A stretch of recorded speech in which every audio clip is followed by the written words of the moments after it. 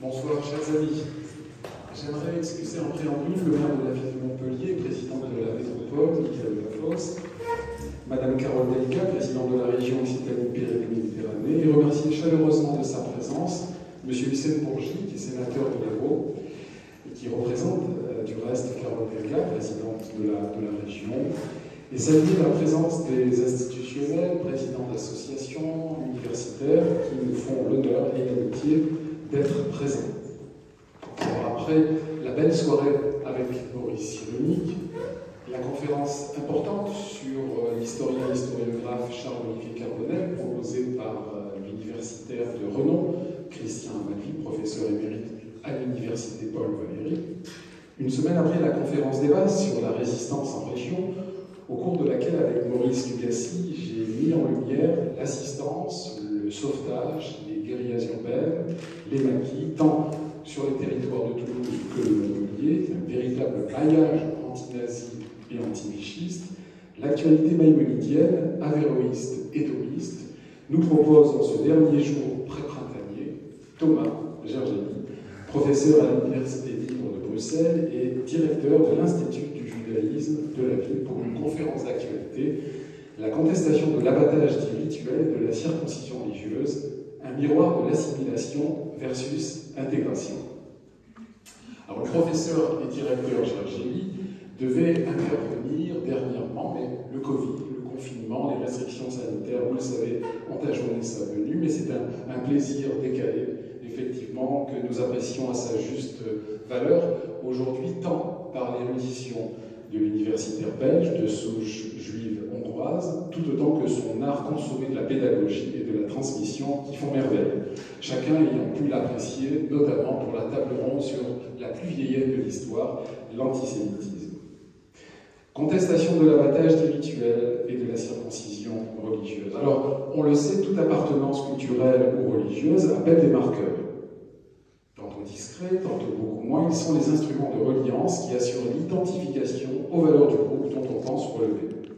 La judaïté connaît plusieurs de ces marqueurs, tous deux en particulier retiennent des attentions.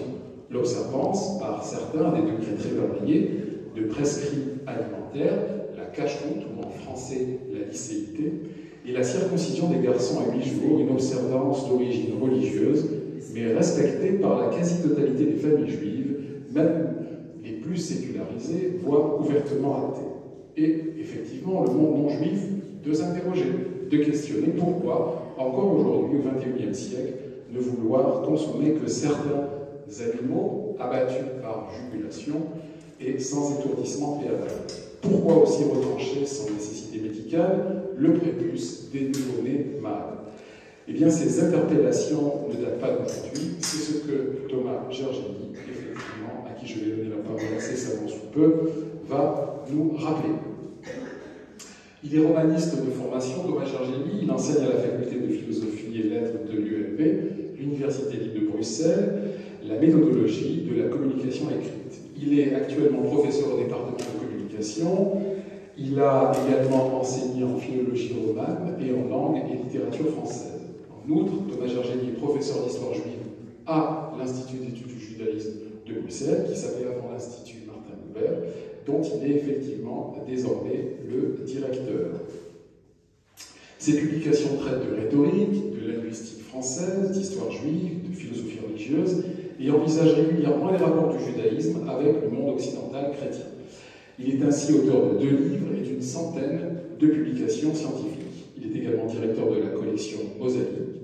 Depuis 2009, il est professeur invité à la faculté de théologie de l'Université catholique de Louvain.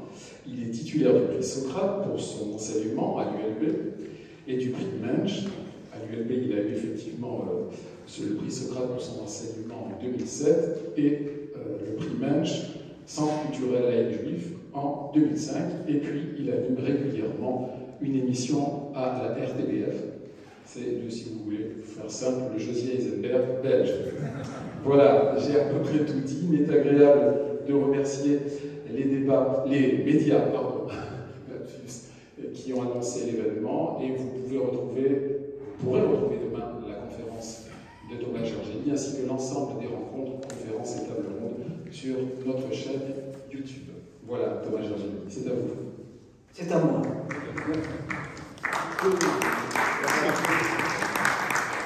Voilà, très cher M. Maillard, mon cher Michael, nous nous connaissons depuis tellement longtemps. Merci, merci pour beaucoup de choses. Merci pour l'invitation d'abord. La fidélité aussi de votre invitation, parce que c'est la 40e fois que je viens ici, à votre initiative et à l'initiative de vos parents. 4-5 fois, peut-être même plus. Voilà, et merci aussi pour la présentation très flatteuse, trop flatteuse. Et vous savez, je l'ai dit la dernière fois, je pense, quand je suis venu ici, mais je le redis, quand on a l'amitié de me présenter comme vous l'avez fait, c'est que c'est inquiétant, parce qu'il faut être à la hauteur, parce que la noblesse oblige. Alors, vous me prêtez une noblesse à laquelle je dois correspondre. Nous verrons tout à l'heure si c'est possible. En tout cas, je promets de faire aussi bien que je peux.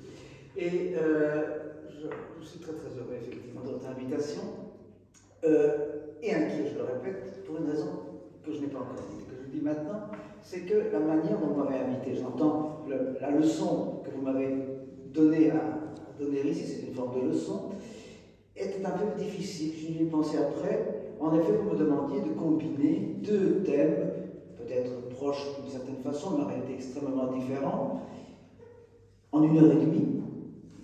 90 minutes, alors que je traite de ces sujets à l'université et ça me coûte 8 heures d'enseignement.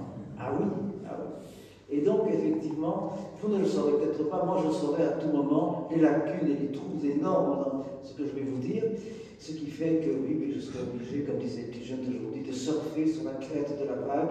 Si vous vous en apercevez, ne m'en veuillez pas, c'est la force des choses, évidemment, qui nous impose cette manière de procéder, bien sûr. Et donc, ce sont des sujets extrêmement complexes, bien sûr, et significatifs en implication et en conséquences sociales pour le monde juif et pour le monde musulman d'ailleurs aussi, n'est-ce pas, qui est cette tentative multiple et nombreuse à gauche et à droite en Europe, en Belgique, je connais le sujet, vous verrez tout de suite pourquoi tout à l'heure, et en France aussi, et ailleurs, d'interdire finalement la pratique de la circoncision et de l'abattage selon la manière juive ou musulmane de procéder. Et j'ai bien dit la manière de procéder selon l'usage, et je n'emploie pas, moi, l'expression abattage rituel. Je vous le dis tout de suite, c'est une stupidité, c'est une erreur. Il ne s'agit pas d'un rituel, évidemment que non. À la rigueur, si on peut maintenir l'allusion à cette manière générale de parler, on pourrait dire peut-être l'abattage selon un rite. Et encore, nous verrons que ce n'est même pas un rite en soi du tout. Et l'expression, je n'en veux pas, et j'espère qu'un jour vous y arriverez aussi, que par lapsus vous ne parlerez plus d'abattage rituel, d'autant plus que quand on y pense bien, dans l'esprit de la majorité des braves gens, ils sont tous des braves gens, bien entendu, et on ne sont pas tous très spécialisés dans ces domaines particuliers, et bien dire abattage rituel conduit au pire fantasme, n'est-ce pas, que l'on peut imaginer, du genre de, j'invente, surveiller ce que vous voulez, c'est une espèce de ce moment dramatique finalement qui consiste à enlever la vie à un animal pour le manger, eh bien une espèce de danse du scalp accomplie par une sorte de sacrificateur, mais non, c'est un abatteur. Vous savez, en hébreu, shrita, c'est abattage, point. L'expression hébraïque véritable ne parle pas de rituel, c'est l'abattage, voilà. Eh bien, accompli par un sacrificateur, ce juif armé d'une lame ultra aiguisée, c'est évident, effilée, qui au nom d'un rituel imaginaire ferait souffrir l'animal à l'extrême en le faisant saigner à mort. Tout ça, je n'invente pas, j'ai suffisamment interrogé de gens de bonne composition et intelligents qui me disent que c'est à peu près ce que cela révèle dans leur imagination, évidemment. Et si je dis tout ça, très chers amis, vous êtes tous chers amis, mais je reconnais quelques personnes qui m'ont fait l'amitié de venir m'entendre il y a 2 ans ou 3 quand je suis venu, c'est que il y a un an de cela, j'ai assisté 20 heures durant au Parlement à Bruxelles, donc en 4 fois 5 séances, à un débat suscité par les partisans de la... Alors maintenant, soyons bien précis, ce n'est pas de l'interdiction de la shrita, c'est beaucoup plus compliqué que ça, c'est plus subtil que ça. C'est pour ça d'ailleurs aussi que je vous ai fait distribuer du papier. Tout à l'heure, nous allons jeter quelques coups d'œil, parce qu'il y a des textes de loi là-dessus, des propositions de loi qu'on ne peut pas simplement évoquer comme ça. Donc nous allons... On y vient dans un moment. Mais l'idée de ces débats auxquels j'ai assisté, c'était d'obtenir par vote, par le Parlement, la suppression de l'exception prévue par les dispositions européennes à l'étourdissement obligatoire des animaux avant leur saignée, exception prévue en faveur des pratiquants juifs ou musulmans de viande cachère, consommateurs de viande cachère au halal. Une exception, un étourdissement, et je mets 6 paires de guillemets, parce qu'en réalité, l'opération, je vous l'expliquerai tout à l'heure, n'a rien du tout d'un vrai étourdissement. Ce mot servant en réalité de cache-sexe, petit cache-sexe, à des techniques que je ne vous dirai pas maintenant, je vous dirai dans une demi-heure peut-être quand vous y arriverez. Alors les promoteurs de cette suppression de l'exception, je le dis bien prévue par le droit européen, ont provoqué, et j'ai assisté à grande peine, croyez-le bien, un véritable débat de société, parfois très rude, parfois même violent, à la limite du bon sens et fortement teinté d'idéologie, ce qui est normal d'ailleurs bien sûr, mais plus encore que d'idéologie, comment vous dire ça, d'ignorance, mais tant pis disons-le, d'ignorance au sujet de la question de l'abattage d'un animal et la circoncision, je viendrai dans un moment, n'était pas encore à l'ordre du jour. Et jamais, Michael, il y a un coup, je ne sais pas si tu as cité dans l'introduction que j'avais donnée là, mais jamais d'antisémitisme. Ce ne sont pas des antisémites, ce sont des gens mus par autre chose. En tout cas, ici on avait dans la salle, ce qui était bien probable parmi les députés, pas des antisémites de façon perceptible, peut-être même pas conscients eux-mêmes d'éventuellement l'être. Cependant, c'était des gens toujours, la plupart d'entre eux en tout cas, qui sont montés à la tribune du Parlement, pleins de mépris pour ces attardés d'un autre millénaire qu'auraient été ces juifs et ces musulmans, si étrangement, si curieusement attachés à ces pratiques dénoncées par les associations de protection des animaux. En Belgique, ça s'appelle Gaïa, en France, je pense qu'il y a une association toute proche, toute voisine, et qui également travaille en faveur des animaux, ce qui est très bien, sauf qu'encore une fois, il faut savoir ce que l'on promeut, ce qu'il vaudrait mieux ne pas faire.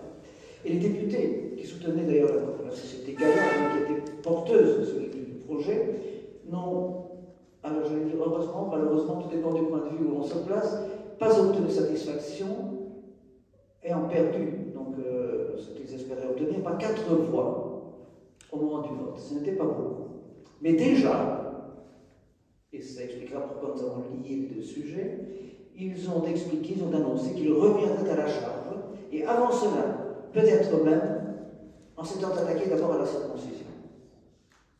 Qu'est-ce que des gens qui ont de l'intérêt au sort des animaux ont à voir avec la circoncision? C'est de l'idéologie, c'est pas autre chose, évidemment. Et donc, précisément, c'est bien, je vous dis tout ça pour que vous compreniez de quel genre de sujet nous allons évidemment traiter ce soir. Et ces idéologues adversaires de la circoncision et luttant, comment dire, pour cette fois-ci, non pas pour les animaux, mais pour le droit des enfants, parce qu'ils vont venir, je les connais d'ailleurs, eh bien, ce ne sont pas non plus des antisémites, pas du tout.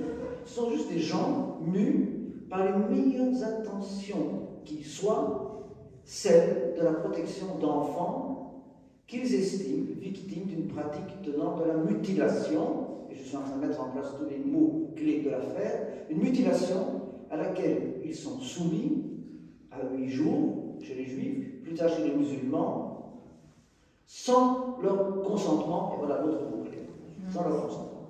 Là encore, évidemment, les hasards de la vie ont fait qu'on fait approcher ces personnes peu avant la pandémie, et ceci parce que, pardonnez-moi, vous savez, le jeu est haïssable, je le sais bien, donc je parle simplement de moi quelques secondes pour que vous compreniez quel rapport j'ai au sujet que je traite ici avec vous. Ceci parce que j'avais été invité à éclairer la Commission nationale de bioéthique en Belgique, une commission extrêmement sérieuse, sur la nature de la circoncision et son importance pour les juifs et les musulmans, et d'autres encore qui la pratiquent, bien sûr.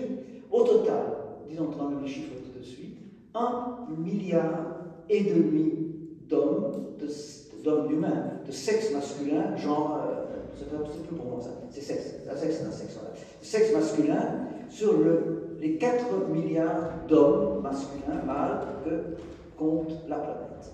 Alors il faut bien se dire que la circoncision, à l'inverse de ce que certains peu conscients de la chose imagineraient, n'est pas un truc de derrière les fagots, de derrière le comptoir de l'épicier. Hein. c'est 1,5 milliard d'hommes sur la planète qui sont circoncis. Il faut se rendre compte aussi de quoi nous parlons. Ça ne se bouscule pas non plus tout à fait dans la goutte-goutte, vous l'aurez bien compris.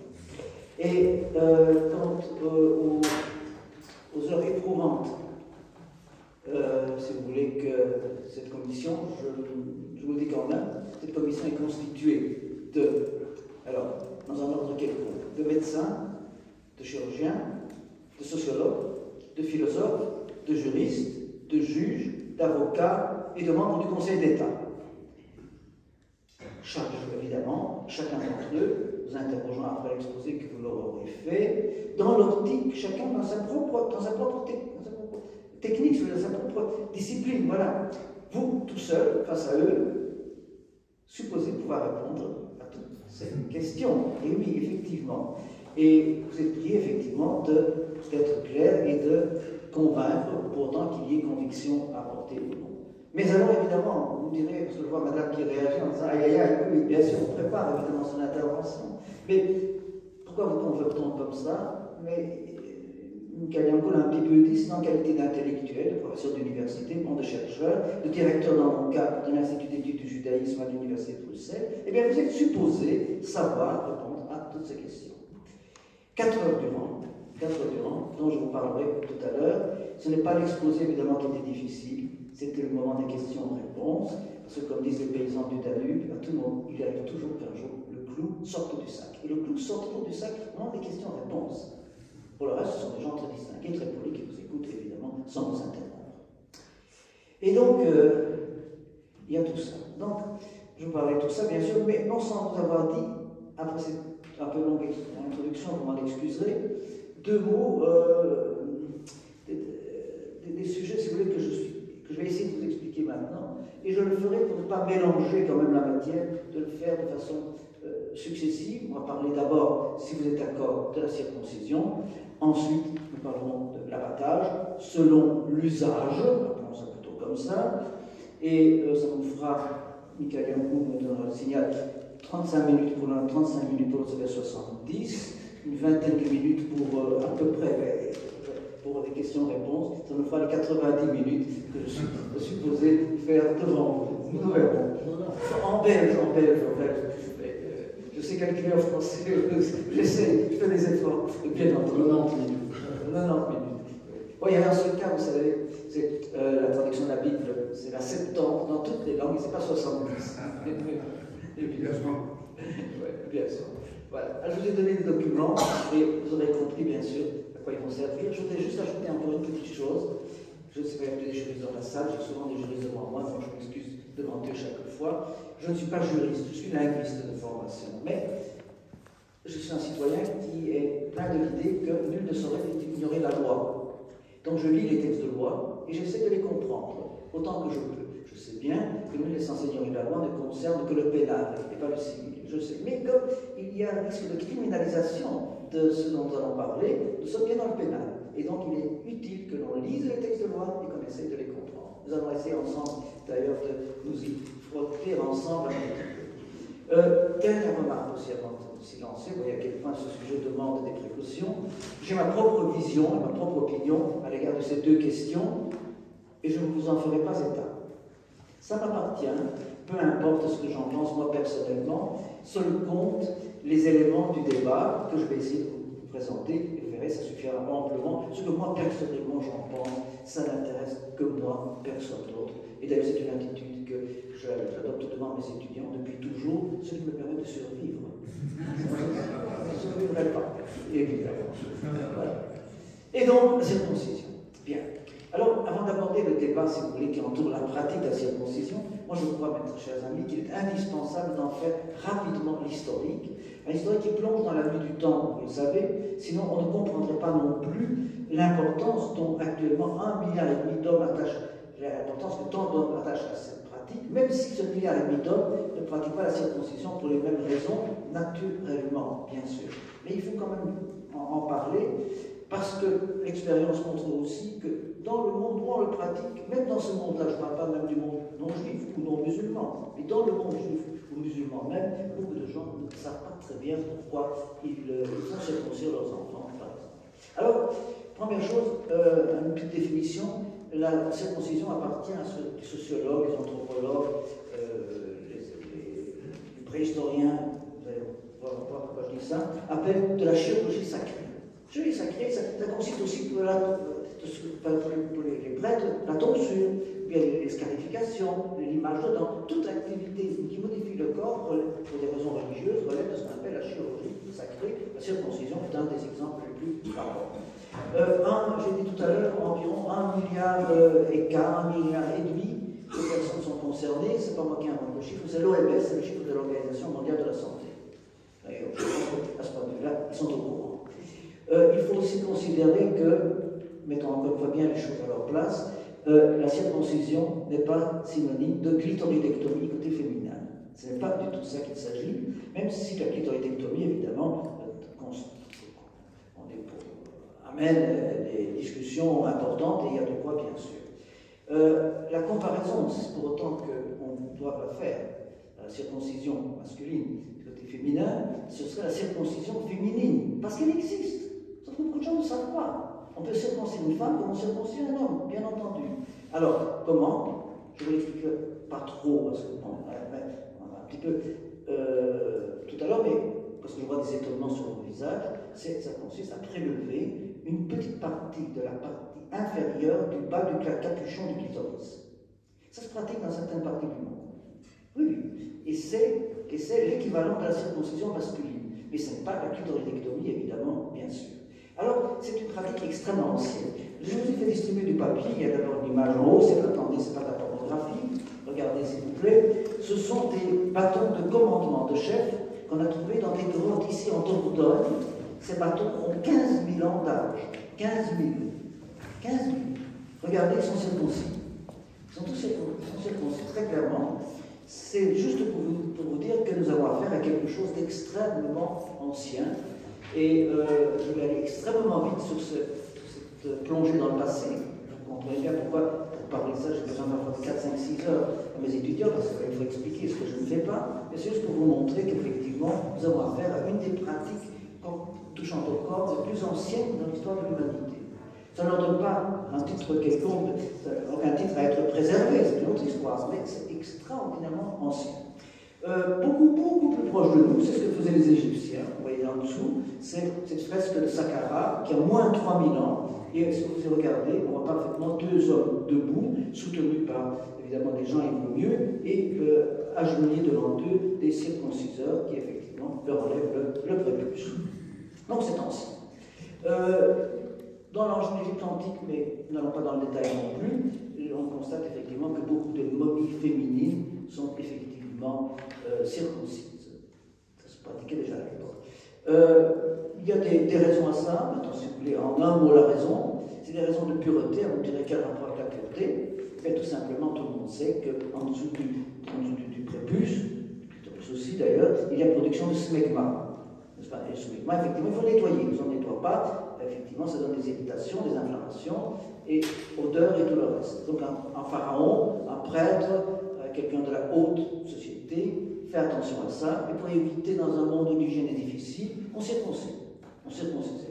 C'est ça la raison de pureté qui faisait qu'un roi, un prince, etc., devait sentir bon et pas mauvais, par contre brutalement, si vous voulez. Bien. Alors, dans le monde juif maintenant, le monde hébreu, eh bien, il faut quand même remonter quelques secondes à l'origine de tout ça.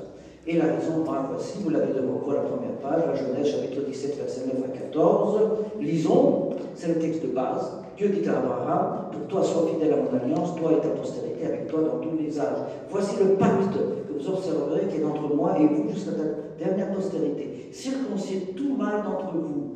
Je retrancherai la chair de votre excroissance et ce sera un symbole d'alliance entre moi et vous, à l'âge de 8 jours, que tout mâle dans votre génération soit circoncis par vous, même l'enfant né dans ta maison, etc., etc. Et plus bas, vous lirez vous-même à la maison si vous voulez, parce que je vais gagner des minutes. Et un peu plus bas, dans le texte de la Genèse, Abraham prit Ishmaël son fils, tous ceux qui étaient nés dans sa maison et tous ceux qui avaient appris d'argent, tous ces mâles parmi les gens de la maison d'Abraham, et les circoncis ce même jour sur l'ordre que Dieu lui avait donné. Voilà. Et donc, effectivement, ce sont les deux passages, il y en a encore d'autres, mais ce sont les deux passages principaux dans la Bible, dans la Tanakh, dans la Bible, n'est-ce pas, dans la Torah en particulier, qui font que pour les Juifs, c'est quelque chose de fondamentale. Les musulmans s'y référeront aussi, on en parlera tout à l'heure, on dira quelques mots de cela, bien sûr. Quel est le sens de la circoncision dans le monde juif? On l'aura compris par le texte. Ce n'est pas, comme parfois les gens peu instruits l'imaginent, une invention d'Abraham. Dieu n'indique même pas à Abraham, maintenant tu feras quelque chose de nouveau. C'est une pratique déjà très ancienne. Et c'est cette pratique très ancienne dont on se servira comme marque d'intégration de l'enfant dans cette alliance. C'est ça le sens. Alors, c'est un rite d'agrégation à l'alliance et ne donne pas, contrairement à ce que certains disent, même parfois quelques rabbins que j'ai entendu parler de ça, ça ne donne pas la judéité. La judéité d'un enfant est donnée par l'appartenance de sa mère. Circoncis l'enfant ou non, mais l'enfant ne sera pas inscrit dans ce concept qui est l'alliance abrahamique. C'est encore autre chose, évidemment. Ce n'est pas non plus, s'il vous plaît, un rite de fécondité. En effet, l'enfant de 8 jours, dans le monde juif, en tout cas dans le monde juif, à 8 jours, l'enfant est inscrit dans une appartenance, dans une dépendance. Ce n'est pas à ce moment-là qu'il a la moindre autonomie sexuelle. La cérémonie sexuelle qui dit pas son nom, c'est la bar mitzvah. Parce qu'à ce moment-là, l'enfant sort de sous l'autorité. Il pourrait même à 13 ans se reproduire, il ne le fait pas, d'accord, mais il pourrait. C'est ça, évidemment. Vous comprenez? Et donc, il ne faut pas imaginer, parce que c'est l'organe de reproduction qui est en cause, que c'est un rituel de fécondité, pas du tout. Alors, son symbole, c'est évidemment l'achèvement, si vous voulez, du perfectionnement. Le père, en faisant c'est pas le père qui circoncirait s'il pouvait, s'il était capable, c'est quelqu'un qui est capable de le faire, mais c'est en son nom, etc. Et c'est donc aussi de dire que l'enfant est né parfait, mais potentiellement, tout le monde sait ça ici, il faut continuer à le perfectionner, ceci étant le premier acte de ce processus de perfectionnement. C'est pour vous dire que c'est important comme concept, bien entendu. C'est un acte donc religieux, non de fécondité et non d'endurance. Parce que dans les autres civilisations, ça se fait beaucoup plus tard, et ça revêt alors effectivement une signification d'endurance, parce que l'enfant est déjà assez fort pour supporter une douleur qu'on lui inflige. Si c'est le cas, eh bien effectivement, il est adulte et il peut entrer dans le monde des hommes adultes. Voilà. Ici, c'est un bébé, mais, comme on le pratique sur un bébé, surgissent tous les problèmes socio-juridiques dont nous allons parler maintenant. Est-ce qu'on peut faire ça à un bébé? Voilà la question.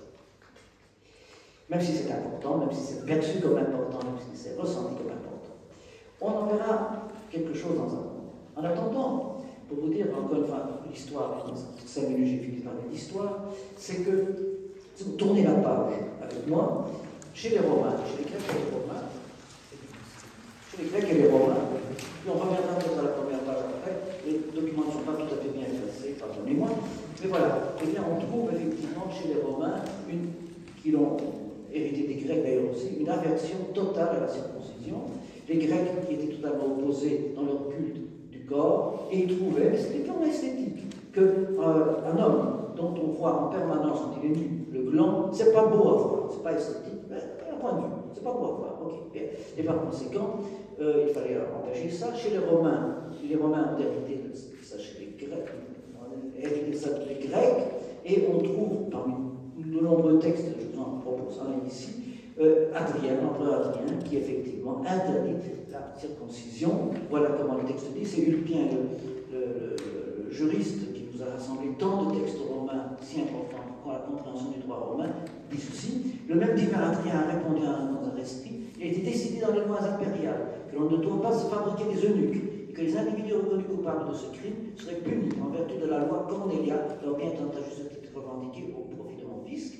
Il faut préciser que la peine capitale s'applique également aux esclaves qui fabriquent des eunuques. Si les accusés ne sont pas présents au procès, la sentence pourrait être prononcée même contre les absents, etc. Il va de soi que si ceux qui ont subi cette injustice dénoncent le coupable, le gouverneur de la province devra entendre toutes les victimes et être privées de leur virilité. Personne en effet n'a le droit de châtrer un homme libre ou esclave, que ce soit contre sa volonté ou son accord. Personne ne doit non plus se prêter soi-même à la castration. Et un texte que je n'ai pas reproduit ici parce que ce n'est pas le moment. Le texte suivant, toujours du même Adrien, prévoit qu'il en va de même de la circoncision. Et nous ne saurons jamais en réalité si les Romains ont confondu volontairement, involontairement, la castration avec la circoncision, et qu'ils ont peut-être pu voir de façon métonymique de signe pour la chose signifiée. Peut-être. En tout cas, chez les Romains, il y a assimilation des deux, interdiction, bien sûr, ce qui a eu des conséquences dramatiques dans l'histoire juive, rendez-vous compte. Parce que nous sommes en 135, deuxième siècle, et le concours avec le monde chrétien est déjà en route, les judéo-chrétiens d'abord, Et effectivement, quand on regarde le Talmud, je ne sais pas si j'ai mis le texte du Talmud ici, peut-être non, peut-être plus loin, quelque part. En tout cas, il y a je verrai où je l'ai mis, sinon, voilà, c'est à la page 5. À la page 5, regardez, voilà. Non, c'est pas à la page 5. Non, mais qu'importe, non, ça n'est rien, je vous donne le texte par cœur. Le texte du Talmud dit ceci, tout simplement, au traité Yebamot, tout simplement, que lorsque quelqu'un se convertit, ça veut dire un homme bien entendu, il faut la circoncision et la mikvé, et le bain rituel. Or, les femmes jusqu'au bain rituel, bien sûr. Or, les chrétiens à ce moment-là avaient déjà décrété que le bain suffisait, c'est-à-dire le baptême. C'est là que les juifs ont perdu la course avec les chrétiens.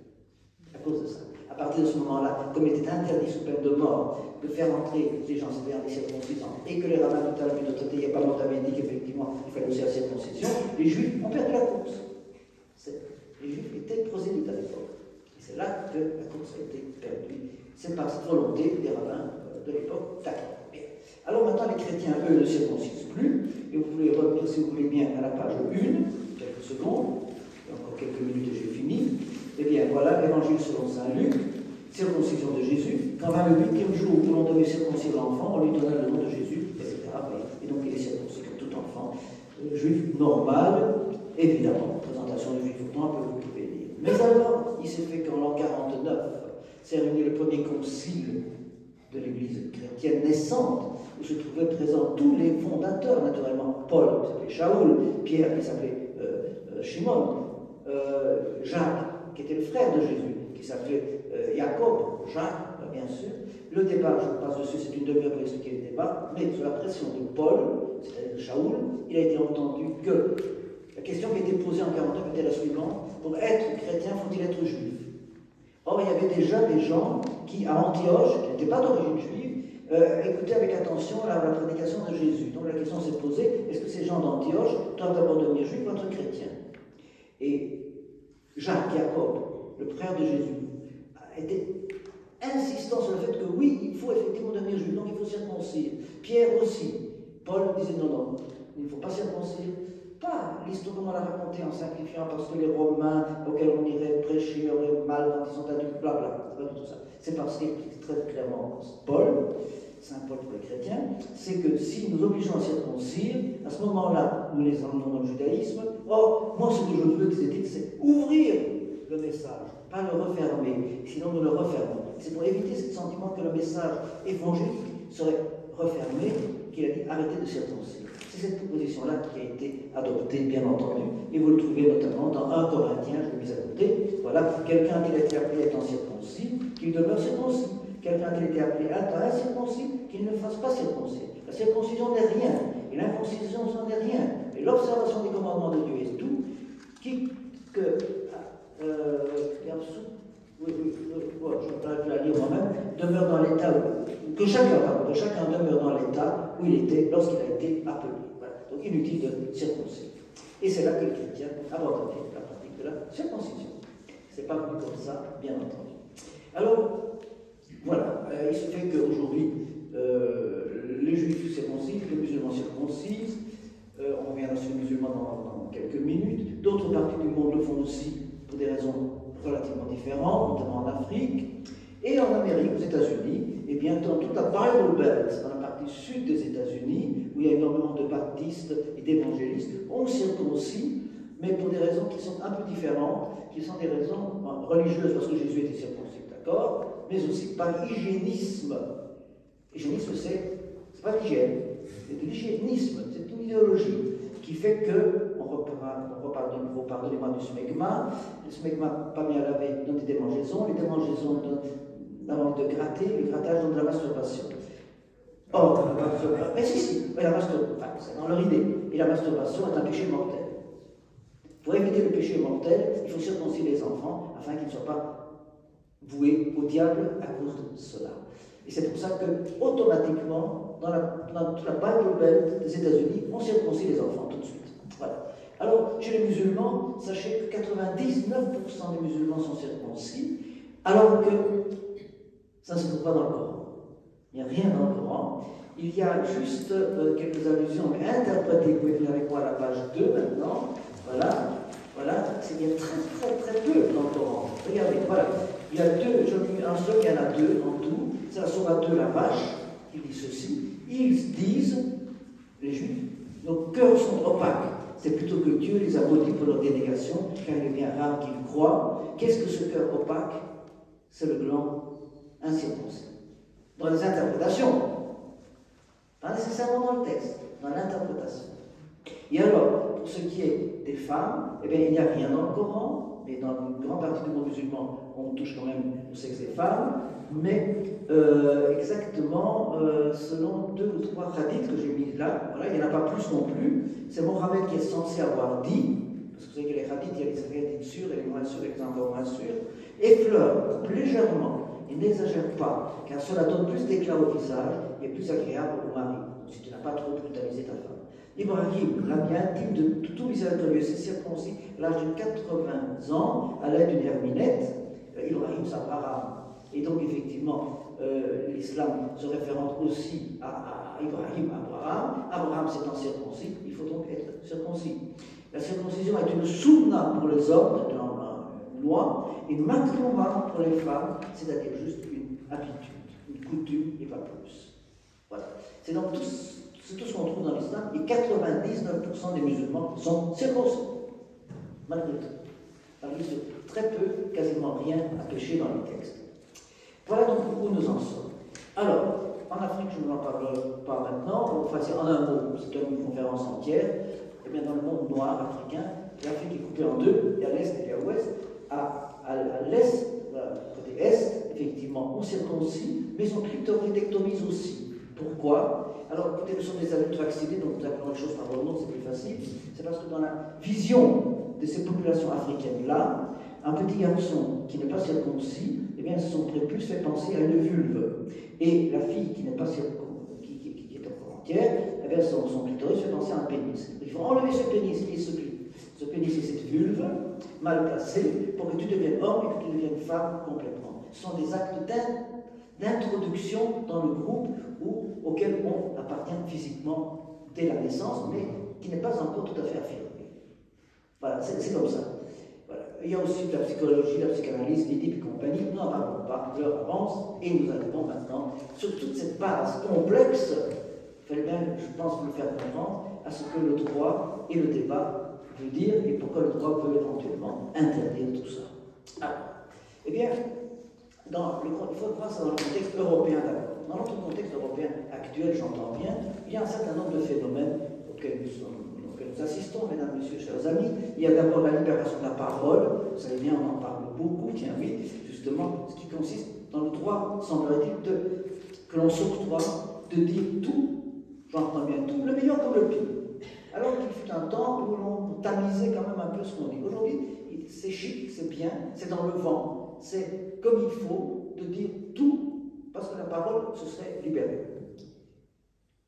Deuxième contexte, il y en a pas mal, mais il faut les voir. La défense, c'est une dignité, elle est respectable, de la non-disponibilité corporelle. C'est-à-dire qu'on en parlera tout à l'heure, nous ne sommes pas, effectivement, nous ne pouvons pas, effectivement, disposer du corps de l'autre. Il y a beaucoup de situations comme celle-là. Par exemple, il y a des lois, mais des lois très très clairement édictées, qui interdisent, par exemple, d'être mère porteuse contre de l'argent. On ne peut pas utiliser son corps, on ne peut pas disposer de son corps, on peut en faire quelque chose, mais par exemple, on ne peut pas, le corps n'a pas d'argent, n'a pas de prix, par exemple. Donc le corps n'est en principe pas disponible. Alors imaginez toucher au corps d'un enfant, on va y venir. La prévalence aussi dans tous les cas touchant au corps du consentement éclairé, et les deux mots sont importants, consentement éclairé.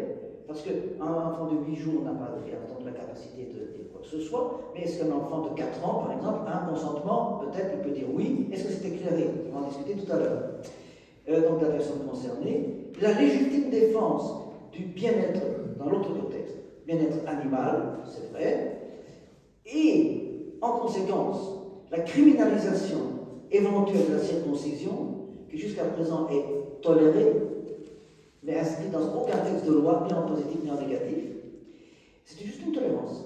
Et la criminalisation de l'abattage, éventuellement, sans étourdissement, ce qui se pratique aussi, par exception et dérogation, je vous en ai parlé tout au début, des lois européennes qui l'interdisent, mais le permettent pour des raisons religieuses. C'est une pure dérogation. Donc, rien d'antisémite dans tout cela, s'il vous plaît, ni d'islamophone en réalité. Néanmoins, c'est comme on le sait, le diable, vous connaissez, se loge toujours dans les détails, et c'est entre les lignes qu'il se cache. Alors, on commence par, d'abord, vous savez, par des atteintes très anodines, plus ou moins anodines, aux droits fondamentaux, et l'on finit par abolir tout simplement ces mêmes droits fondamentaux. C'est cela aussi qui constitue un des enjeux dont nous allons parler. Et de là, évidemment, l'inquiétude des uns et des autres face aux propositions de loi qui surgissent d'un peu partout, s'il vous plaît, un peu partout en Europe, d'interdiction de la circoncision et de l'abattage selon le rite juif et musulman. Alors, le début du débat, c'est à la fin. Pour ce qui nous concerne ici, je ne vais pas remonter jusqu'à Noé, évidemment, mais pour ce qui nous concerne, le débat commence à la fin du XXe siècle, qui n'est pas tellement longtemps, au Danemark. En 1997. Voilà. Alors, qu'est-ce qui s'est passé en 1997? Eh bien, le Danemark a été le premier pays d'Europe à voter des lois interdisant les châtiments corporels infligés à des enfants au titre de l'indisponibilité corporelle. L'enfant est bien l'enfant des parents, mais ils n'ont pas le droit de toucher à cet être qui a son indépendance. L'enfant n'appartient pas. Les parents ont fait l'enfant, mais il ne leur appartient pas. Donc le corps de l'enfant est indisponible, même pour lui donner des coups. Et alors la phrase que j'ai reprise dans le texte, parce que j'ai été voir tout ça, vous savez, bien sûr, c'est Lena Nyhus, présidente de Intact Denmark. C'est un ONG qui lutte pour la non-disponibilité corporelle, sauf consentement éclairé du sujet concerné, sinon le corps doit demeurer intact. Voilà. Et donc, voilà ce que portait le texte de loi, la proposition de loi, disait la députée qui avait donc Madame Nieveuse, elle dit ceci: si les parents n'ont pas le droit de fesser ou de gifler leurs enfants, pourquoi peuvent-ils approcher un couteau de leur pénis? La question est pertinente. Pourquoi peuvent-ils? Voilà. Et elle ajoute d'ailleurs, la société a une obligation particulière de protéger les droits fondamentaux de l'enfant jusqu'à ce qu'il ait atteint l'âge de la maturité d'assumer lui-même cette responsabilité. Et avec ça, s'il vous plaît, page 3, venez voir. Page 3, article 24 de la Convention relative aux droits de l'enfant, on se fonde là-dessus. Les États partis prennent toutes les mesures efficaces appropriées en vue d'abolir les pratiques traditionnelles préjudiciables à la santé des enfants. Voilà. C'est donc sur cet article 24 de la Convention relative aux droits de l'enfant de 89 que reposait d'abord l'interdiction de frapper les enfants, heureusement Dieu merci, mais aussi les conséquences immédiates, bien entendu, pour la circoncision. Et donc, proposition de loi très logique, en conséquence de ce qui précède, c'était 6 années de prison pour quiconque pratiquerait ou ferait pratiquer l'ablation du prépuce d'un enfant avant ses 18 ans. Et avec ou sans son consentement éclairé. Même proposition en Islande, qui est l'ancien dominion d'un roi, comme vous le savez, où il n'y a pas 3 juifs à circoncire et pas 4 musulmans à circoncire, évidemment, c'était purement idéologique. Et suite, alors il se fait que, désolé, c'est suite à mon audition à la Commission nationale bioéthique en Belgique et un rapport de 30 pages qui en est issu, où je n'avais rien demandé, qui était indiqué tout en bas, expert consulté votre serviteur.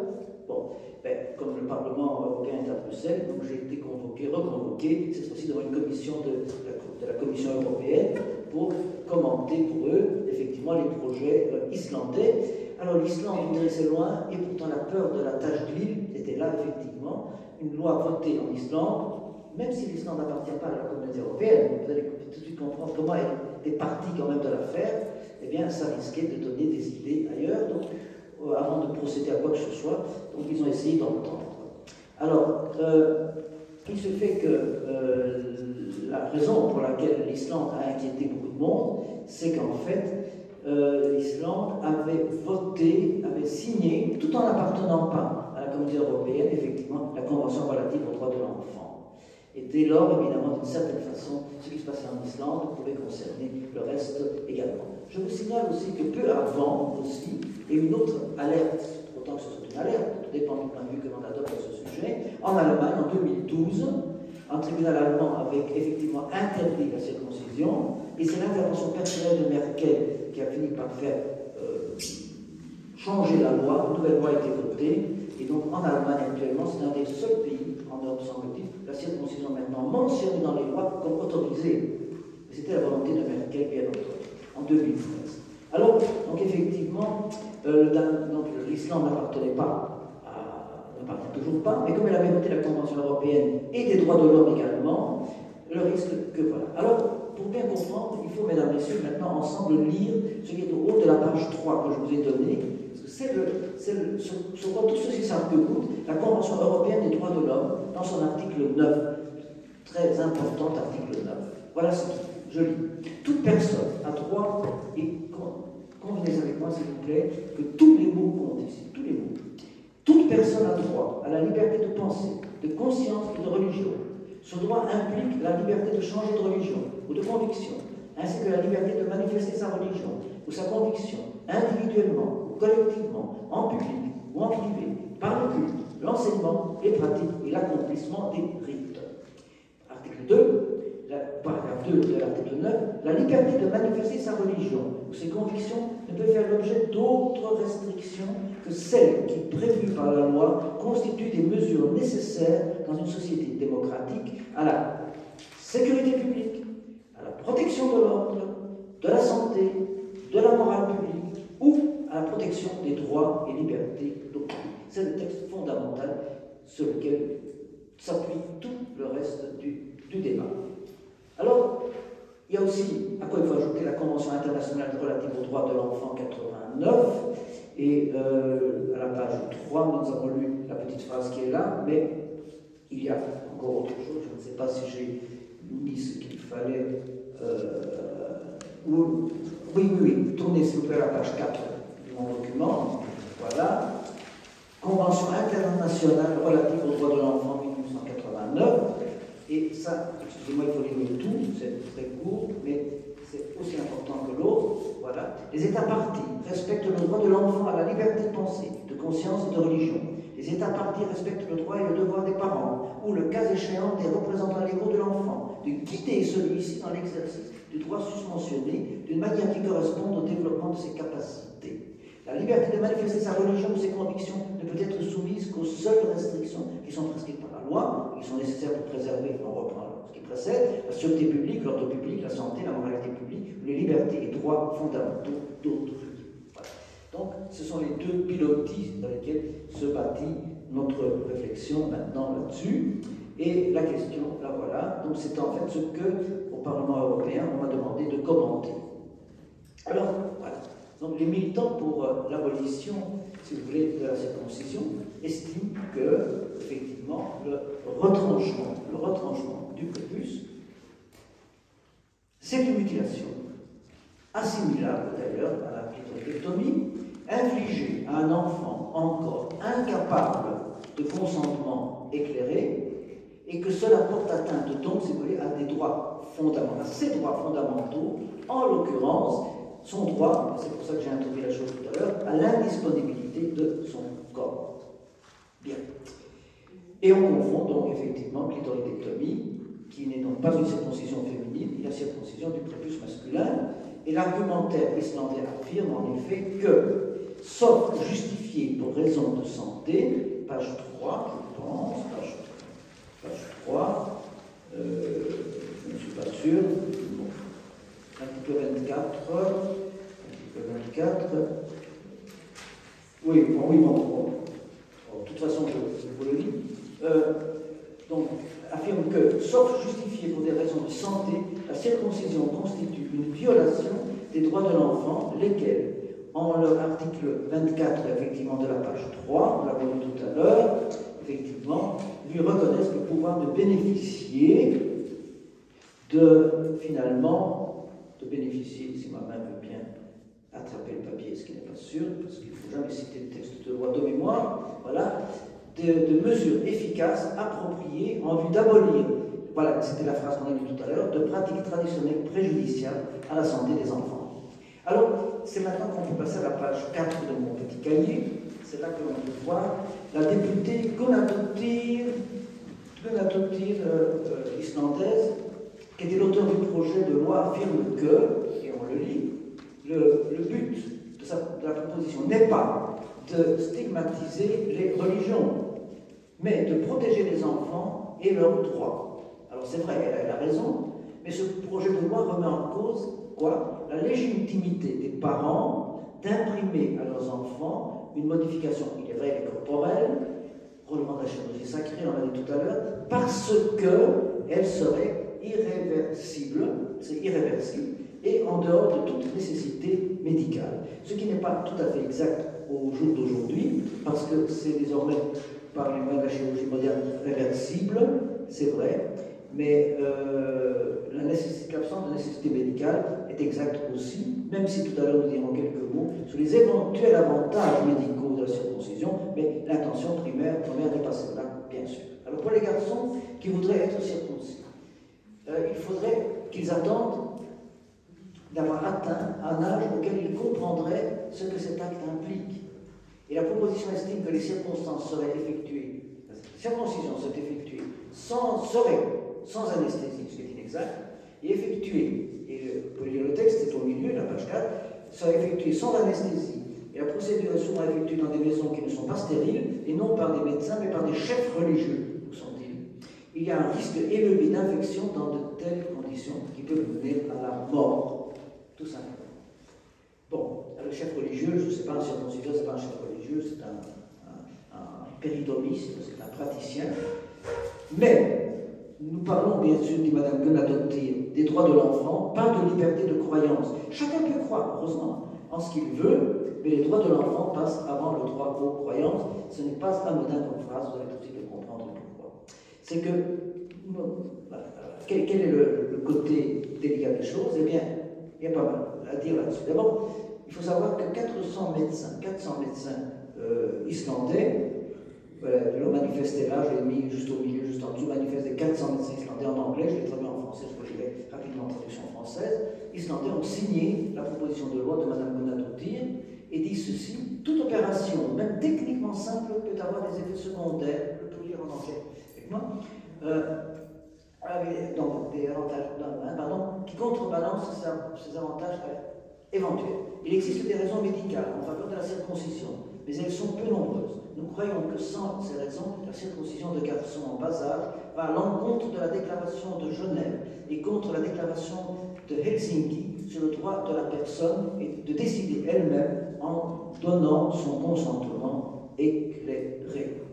Et on s'appuie alors sur une étude issue en 2013 et qui a paru aux États-Unis, qui est une étude de contestation d'une autre étude qui a paru en 2012, où effectivement, vous l'avez ici en dessous, l'Académie de médecine pédiatrique des États-Unis avait émis un avis tout à fait favorable, c'est dans la conclusion qui se trouve juste en bas de la page, à la circoncision, en estimant que, effectivement, ça présentait des avantages, à quoi un autre groupe de pédiatres en 2013, appartenant également à la même école de pédiatrie aux États-Unis, déclare au contraire que la circoncision d'enfants en bonne santé n'apporte pas de bénéfices en matière de santé, ni d'effets préventifs. Au contraire, elle produirait de la douleur et des effets secondaires prolongés. Ça demande commentaire.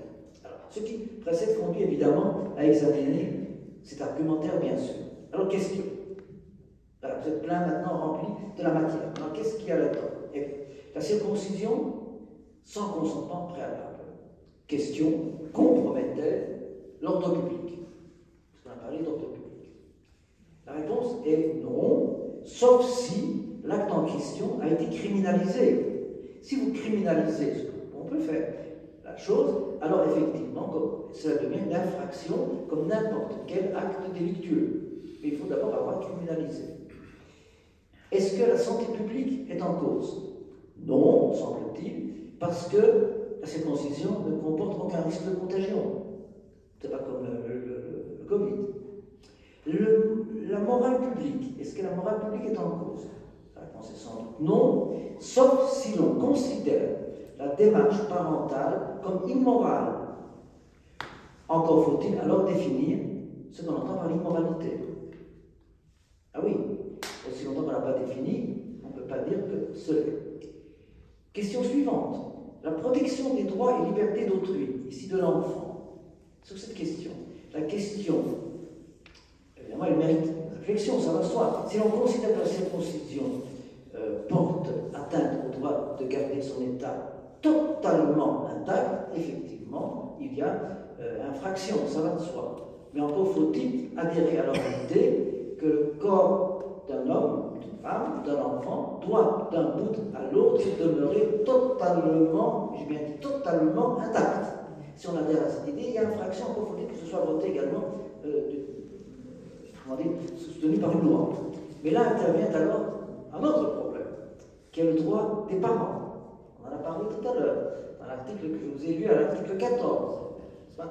Des parents de pratiquer et d'accomplir les rites prescrits par leur religion, dont la circoncision de leur garçon. Et à l'enfant, article 14 des droits de l'enfant, le même, de porter manifestement un des signes majeurs pour les juifs de son appartenance religieuse. Ouais, alors, sous question, à ces conditions-là, y a-t-il mutilation? Eh bien, pour l'affirmer, il faut se référer par le dictionnaire. J'ai regardé le dictionnaire de l'Académie, j'aime bien. C'est très intéressant.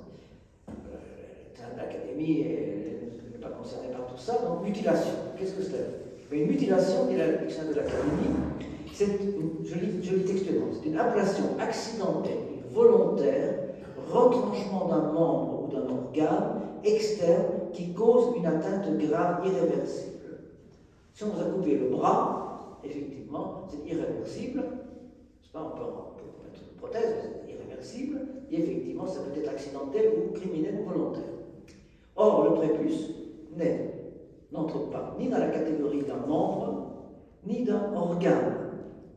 Ce n'est pas un organe, ce n'est pas un membre. Son prélèvement concerne le corps, évidemment, mais pas gravement. Sauf à contester la bénignité de l'acte. Si l'on conteste la bénignité de l'acte, on peut considérer que ça peut être grave, n'est-ce pas, de l'enlèvement de ce petit morceau de peau. De plus, les techniques, vous savez, de greffe moderne aujourd'hui permettent effectivement de faire marche arrière sans trop de problèmes. C'est une petite greffe, en fait, c'est au prix d'une petite greffe qu'on peut rétablir un prépuce. La question du consentement éclairé, qui est le nœud de l'affaire. Alors, effectivement, à la page 3, on en a déjà vu, donc on ne va pas revenir là-dessus. Non, revenez avec moi à la page 3, s'il vous plaît, bien sûr. Page 3, voilà. Et sous le grand titre dignité, article 24, dignité, vous descendez un petit peu à la page 3. Dignité, vous voyez article 1, 3 à l'intégrité de la personne, nous y sommes. Petit a, le consentement libre et éclairé de la personne concernée selon les modalités définies par la loi. Voilà. Donc il faut effectivement qu'il en soit ainsi. Alors, si effectivement on s'attache à cela, dans le cas des petits-enfants, et même d'adolescents, mineurs, jusqu'à un certain âge, mais lequel? C'est le consentement des parents qui détiennent évidemment l'autorité parentale sur l'enfant qui compte. C'est le consentement par délégation. D'un seul parent, j'ai consulté la loi française et la loi belge aussi, la loi française, deux lois disent la même chose, d'un seul parent pour un acte usuel, des deux parents pour un acte non usuel, de la circoncision. Ce n'est pas usuel. Il s'agit de ce qu'on appelle le consentement par substitution, qui est valable pour divers actes comme les amydalectomies, le percement d'oreilles des petites filles, les vaccinations non obligatoires, les transfusions de sang. Et les parents peuvent d'ailleurs, parce qu'ils détiennent ce pouvoir, s'opposer à la volonté d'un enfant mineur qui refuserait, en cas de danger par exemple avéré, de se faire opérer. Voilà, mon petit, tu as été opéré d'urgence, je ne veux pas, mais c'est oui. Et c'est oui, et c'est un pouvoir dont les parents disposent par délégation, malgré le non-consentement de l'enfant qui n'a pas encore atteint l'âge de consentement éclairé. Mais en cas de décision dangereuse, parce que les tribunaux se sont quand même déjà occupés, ou déraisonnable de certains parents, la justice peut prendre parti pour l'enfant, contre les parents. Alors, ce pourrait être aussi le cas pour la circoncision, si elle est dangereuse. Les tribunaux pourraient dire c'est dangereux, parents, c'est interdit, ne faites pas ça. Si c'était dangereux, physiquement, socialement, humainement. Mais alors, sous-question de la sous-question, est-ce qu'elle est effectivement dangereuse, physiquement, socialement ou humainement? Alors, la plupart des experts consultés là-dessus, et Dieu sait que j'en ai consulté beaucoup avant de me présenter devant ces assemblées, on me dit que, je veux le croire, enfin bon, expertement mené, avec toutes les précautions hygiéniques et d'asepsie nécessaires, physiquement, la circoncision ne devrait pas être dangereuse. Mais il y a des exceptions. Il y a des accidents, mais ces accidents sont dus la plupart du temps à la main maladroite du chirurgien, du péritomiste, et non pas à l'acte lui-même. Alors, les projets de loi autour de tout ça, parce qu'il y en a un peu, comme je te pousse en Europe, les projets de loi en cause fixent à 12 ans, 15 ans, et même au Danemark, 18 ans, l'âge où l'enfant pourrait accorder son consentement éclairé. Seulement, ce n'est pas si simple non plus, parce que ce consentement éclairé ne tient pas compte d'un facteur pourtant qui saute aux yeux. C'est que entre l'âge d'un enfant et son degré d'intelligence, il peut y avoir énormément de différences. Bien sûr, un enfant de 14 ans peut avoir l'intelligence d'un garçon de 20 ans, un garçon de 20 ans peut avoir l'intelligence d'un bébé de 11 ans. Vous comprenez? Donc, là, pas si évident que ça. Et donc, si l'enfant est capable de discernement, eh bien, l'opposition éclairée de l'enfant, si effectivement il est capable d'opposition et de décision, avec un discernement reconnu, on pourrait effectivement avoir respecté le refus de l'enfant, c'est clair. Mais sous question de la sous-question, à partir de quel âge, à partir de quel degré de conscience, effectivement. En effet, une circoncision de bébé, et j'ai beaucoup consulté aussi pour ça, implique beaucoup moins de risques que la circoncision d'un semi-adulte. Pourquoi? Encore une fois, nous sommes des adultes entre nous, n'est-ce pas? Nous pouvons parler des choses de nouveau par leur nom, n'est-ce pas? C'est que plus âgé, l'adolescent est d'abord conscient de ce qui se passe et est capable d'érection. Or, ces érections sont très douloureuses après la circoncision d'un semi-adulte. Et il y a un gros problème aussi, chirurgical, de tension sur les sutures. Oui. Et donc, effectivement, ça veut dire ceci en conséquence, c'est qu'obliger un adolescent à décider entre circoncision ou non, à 15 ou à 18 ans, c'est le condamner à un choix pénible. Ou bien ne pas porter le signe valorisé d'alliance de son propre père, son signe identitaire, ou bien subir une véritable opération chirurgicale avec hospitalisation, anesthésie générale, etc. Et comme beaucoup d'entre ces jeunes gens, quand ils sont à cela, beaucoup d'entre ces jeunes gens résisteront et refuseront, la conséquence peut être préméditée d'ailleurs de ceux qui proposent ces lois, des porteurs de ces lois, à les voir dans les consciences, eh bien peut-être effectivement la finalité recherchée, c'est de supprimer la pratique. Comme ça, en le contournant. Il faut ajouter ici encore, et dans quelques minutes j'aurai fini sur la circoncision, c'est qu'à ce compte, il faudrait aussi contester le droit des personnes, des parents, à percer les oreilles des enfants. L'Académie de médecine allemande, indépendamment de la question de la circoncision, a déjà attiré l'attention sur les infections qui en résultent, parce que le petit enfant, la petite fille, ses mains vont partout, son pipi, etc. L'oreille, et effectivement, il y a des infections qui dégénèrent. L'acte n'est pas anodin, alors que les parents peuvent percer les oreilles. C'est pas si sûr que ce soit une si bonne idée. Bon, on devrait aussi, figurez-vous, dans ce cas-là, contester beaucoup de choses. Contester d'abord le percement des petites filles, d'accord. Bien. Contester le droit de l'État à imposer des vaccinations. Donc certaines provoquent parfois des réactions anaphylactiques à raison de, j'ai été voir, c'est pas beaucoup, 1 pour 1 million, c'est pas beaucoup. Mais 1 sur 1 million peut, effectivement, l'issue peut être mortelle, c'est vrai. Contester, ça mettrait en cause également de contester le droit des parents à... Alors là, j'arrête, parce que nous sommes là confrontés à la plus grande, immense question de consentement qui existe, qui concerne 8 milliards de personnes. C'est être conçus. Nous sommes conçus par nos parents. Mais oui, nous sommes conçus par nos parents sans notre autorisation. Mais évidemment, Et la chose la plus extraordinaire n'est pas même pas ce que je viens de dire. C'est qu'actuellement, à l'heure où je vous parle, il y a de par le monde une dizaine de procès intentés par des enfants à leurs parents pour les avoir conçus. Alors les tribunaux considèrent que c'est recevable, mais ils ne prononcent aucun jugement pour la raison que c'est la vie qui est en cause et la vie n'a pas de prix. Et donc on ne peut rien réclamer aux parents comme dédommagement à l'enfant parce que la vie n'a pas de prix. Mais les tribunaux reconnaissent qu'effectivement c'est une attaque violente au consentement. Et nous sommes tous concernés. À ce compte-là, on ne pourrait pas concevoir des enfants. Mais non, aussi exact que je vous le dis. Et donc, c'est un problème important. On pourrait même, dans un cas moindre, faire des procès aux mères qui sont enceintes, qui savent, par les moyens modernes que nous avons aujourd'hui, qu'elles vont mettre au monde des enfants mal formés, de ne pas avorter. On pourrait leur faire des procès. Il y en a. Et il y a des procès, d'ailleurs, des enfants mal formés qui font des procès à leur mère pour ne pas avorter, évidemment.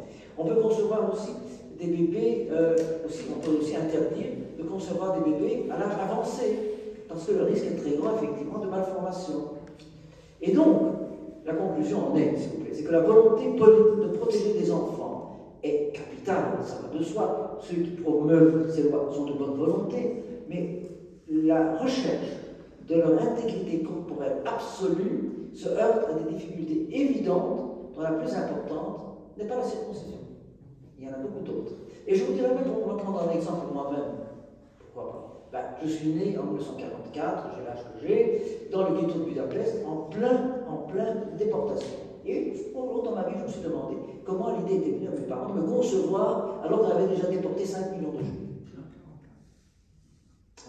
Vous comprenez? Donc, c'est vrai, la chose existe, effectivement. Je n'ai jamais fait de procès à mes parents, et que je regrette beaucoup la disparition, il n'y a pas mal d'années déjà, mais la question, je me suis posé un jour la question, effectivement. Alors, dernière remarque sur la circoncision, et puis nous passons au reste. La circoncision sans anesthésie, dit-on, mais pas du tout. Le péritomiste, vous savez très bien, anesthésie, toute la zone avant, bien sûr, c'est super. Est-ce que la pratique est mortelle? On vient de dire que non. Et je vous dirais même que le Talmud, il y a 2000 ans, ça ceux qui connaissent le Talmud le confirmeront, il y a 2000 ans déjà, avait prévu que lorsque dans une famille, on avait 2 cas d'hémophilie, on ne devait pas circoncire. 2 cas, deux cas. Voilà. Et donc il y a 2000 ans déjà qu'on est un peu conscient de tout ça. Reste encore la question de la croyance, le droit à la croyance. Alors la madame, comment ça va être un peu l'atodir, dit que naturellement, notre intention n'est pas, n'est-ce pas, de s'attaquer aux droits des enfants, à la liberté de conscience. Chacun peut croire ce qu'il veut, mais les droits de l'enfant passent avant le droit aux croyances. Ça mérite encore 2 remarques aussi, si vous voulez bien. D'abord, l'argument ne tient pas la route. En effet, dans le texte de la Convention, il ne s'agit pas, s'il vous plaît, d'interdire les croyances, mais de permettre, justement, sous condition, de les pratiquer en accomplissant les rites, etc., comme le texte le dit très explicitement. Et alors, effectivement, la question de la hiérarchie des droits, eh bien, cette hiérarchie n'existe pas. Tous les juristes, il y en a dans la salle, ils me diront, il n'y a pas de hiérarchie entre les droits fondamentaux. Tous les droits, il n'y a pas de hiérarchie. Ce qu'il faut, c'est essayer de les combiner, c'est-à-dire de faire en sorte que, lorsqu'ils semblent être en contradiction, on trouve une manière de concilier ces contradictions. Mais il n'y a aucun élément de ce monde de réflexion-là. Il n'y a pas de hiérarchie des droits. Ça n'existe pas. Sinon, on pourrait dire que tel droit va être de secondaire. Il n'y a pas de droit secondaire. S'il y a un droit, il existe. Et il faut essayer de concilier. Oui, et c'est donc tout le problème, évidemment, de ces interventions. Je m'arrêterai là-dessus, parce que l'heure avance, bien entendu, et il me faut dire maintenant quand même quelque chose sur la circoncision, même si nous sommes un peu en retard, mais vous ne m'en voudrez pas, je pense que le sujet est quand même important. Alors, je vais déposer un moment de confort, le temps de changer de registre, et nous allons maintenant parler de l'animal. Voilà. L'humain est aussi un animal d'ailleurs, à sa façon évidemment. Alors, nous allons tourner les pages et nous allons nous arrêter à la page 5. Que peut-on dire de cette histoire? Qui vient d'ailleurs des mêmes, dans le Parlement, ce sont les mêmes effectivement qui sont porteurs des deux arguments.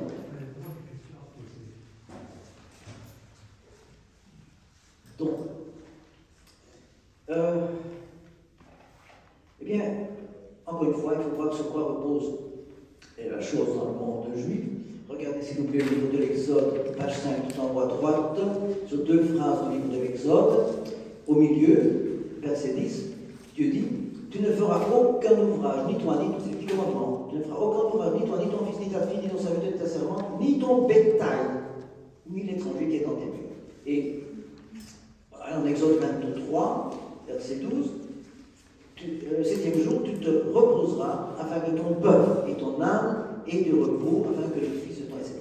Oui, donc, et je vous signale pour ceux d'entre vous qui connaissent bien les textes, c'est que si vous allez au Deutéronome, eh bien, la répétition des 10 commandements, on a exactement la même chose, à cette nuance près que, je change aussi mon petite machine ici, voilà, qui, dans le Deutéronome, on ne parle pas des animaux, de tel animal, on parle de tous les animaux.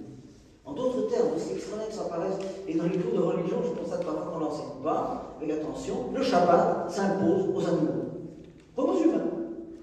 Vous n'avez pas, vous voyez le Talmud, c'est notre qui fait ce texte, vous n'avez pas le droit de faire travailler votre animal le jour du Shabbat. Il a le droit exactement, par le même verset qui impose le Shabbat aux humains de régénération. Et donc, c'est vous dire que le point de départ, déjà, dans le judaïsme, le rapport à l'animal est un rapport extrêmement positif. Mais alors, voyez-vous, il y a, ça je voudrais quand même vous raconter, même si ça prend une minute de plus, il y a parfois des choses saisissantes. Ceux d'entre vous qui connaissent les prophètes, n'est-ce pas, les Ketuvim, le prophète Oshiach, Osée, ça peut-être qu'au chapitre 13, verset 2, on lit ceci. Je ne suis pas mis dans le texte. Voilà, ceci. C'est que le prophète, en fait, peut stigmatiser à cet endroit-là les idolâtres. Et il se demande à quel genre d'homme peut-on avoir affaire quand on a affaire à des gens qui, et je cite Osée, qui sacrifient des hommes pour baiser des veaux. Oui, veaux d'or, vous connaissez? Oui, des hommes qui sacrifient des hommes pour adorer, idolâtrer des veaux. C'est une phrase. Et figurez-vous que 2000 ans après, ça s'est réalisé de la façon la plus atroce. Ça se passe à Tomaszów, dans une petite ville polonaise, du sud de la Pologne, en pleine déportation. On a déporté quantité de gens. Il restait encore un rabbin, quelques juifs, et un petit veau. Et le rabbin, qui était aussi shochet, abatteur, savait comment abattre le veau. Il a abattu le veau. Il a donné à manger aux enfants. Les SS s'en sont aperçus.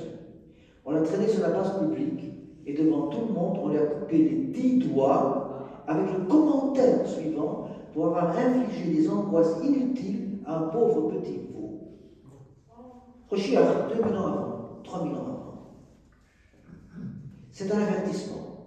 Et vous allez comprendre pourquoi je commence par citer ces choses terribles. C'est que bien sûr, les animaux, nous les aimons, il faut faire attention à la manière dont nous situons notre rapport aux animaux. Si nous avions le temps dans la page, je vous dirais que les Romains avaient un rapport tout à fait quelconque aux animaux qui leur servait juste à nourrir et à traîner les fardeaux, c'est à peu près tout.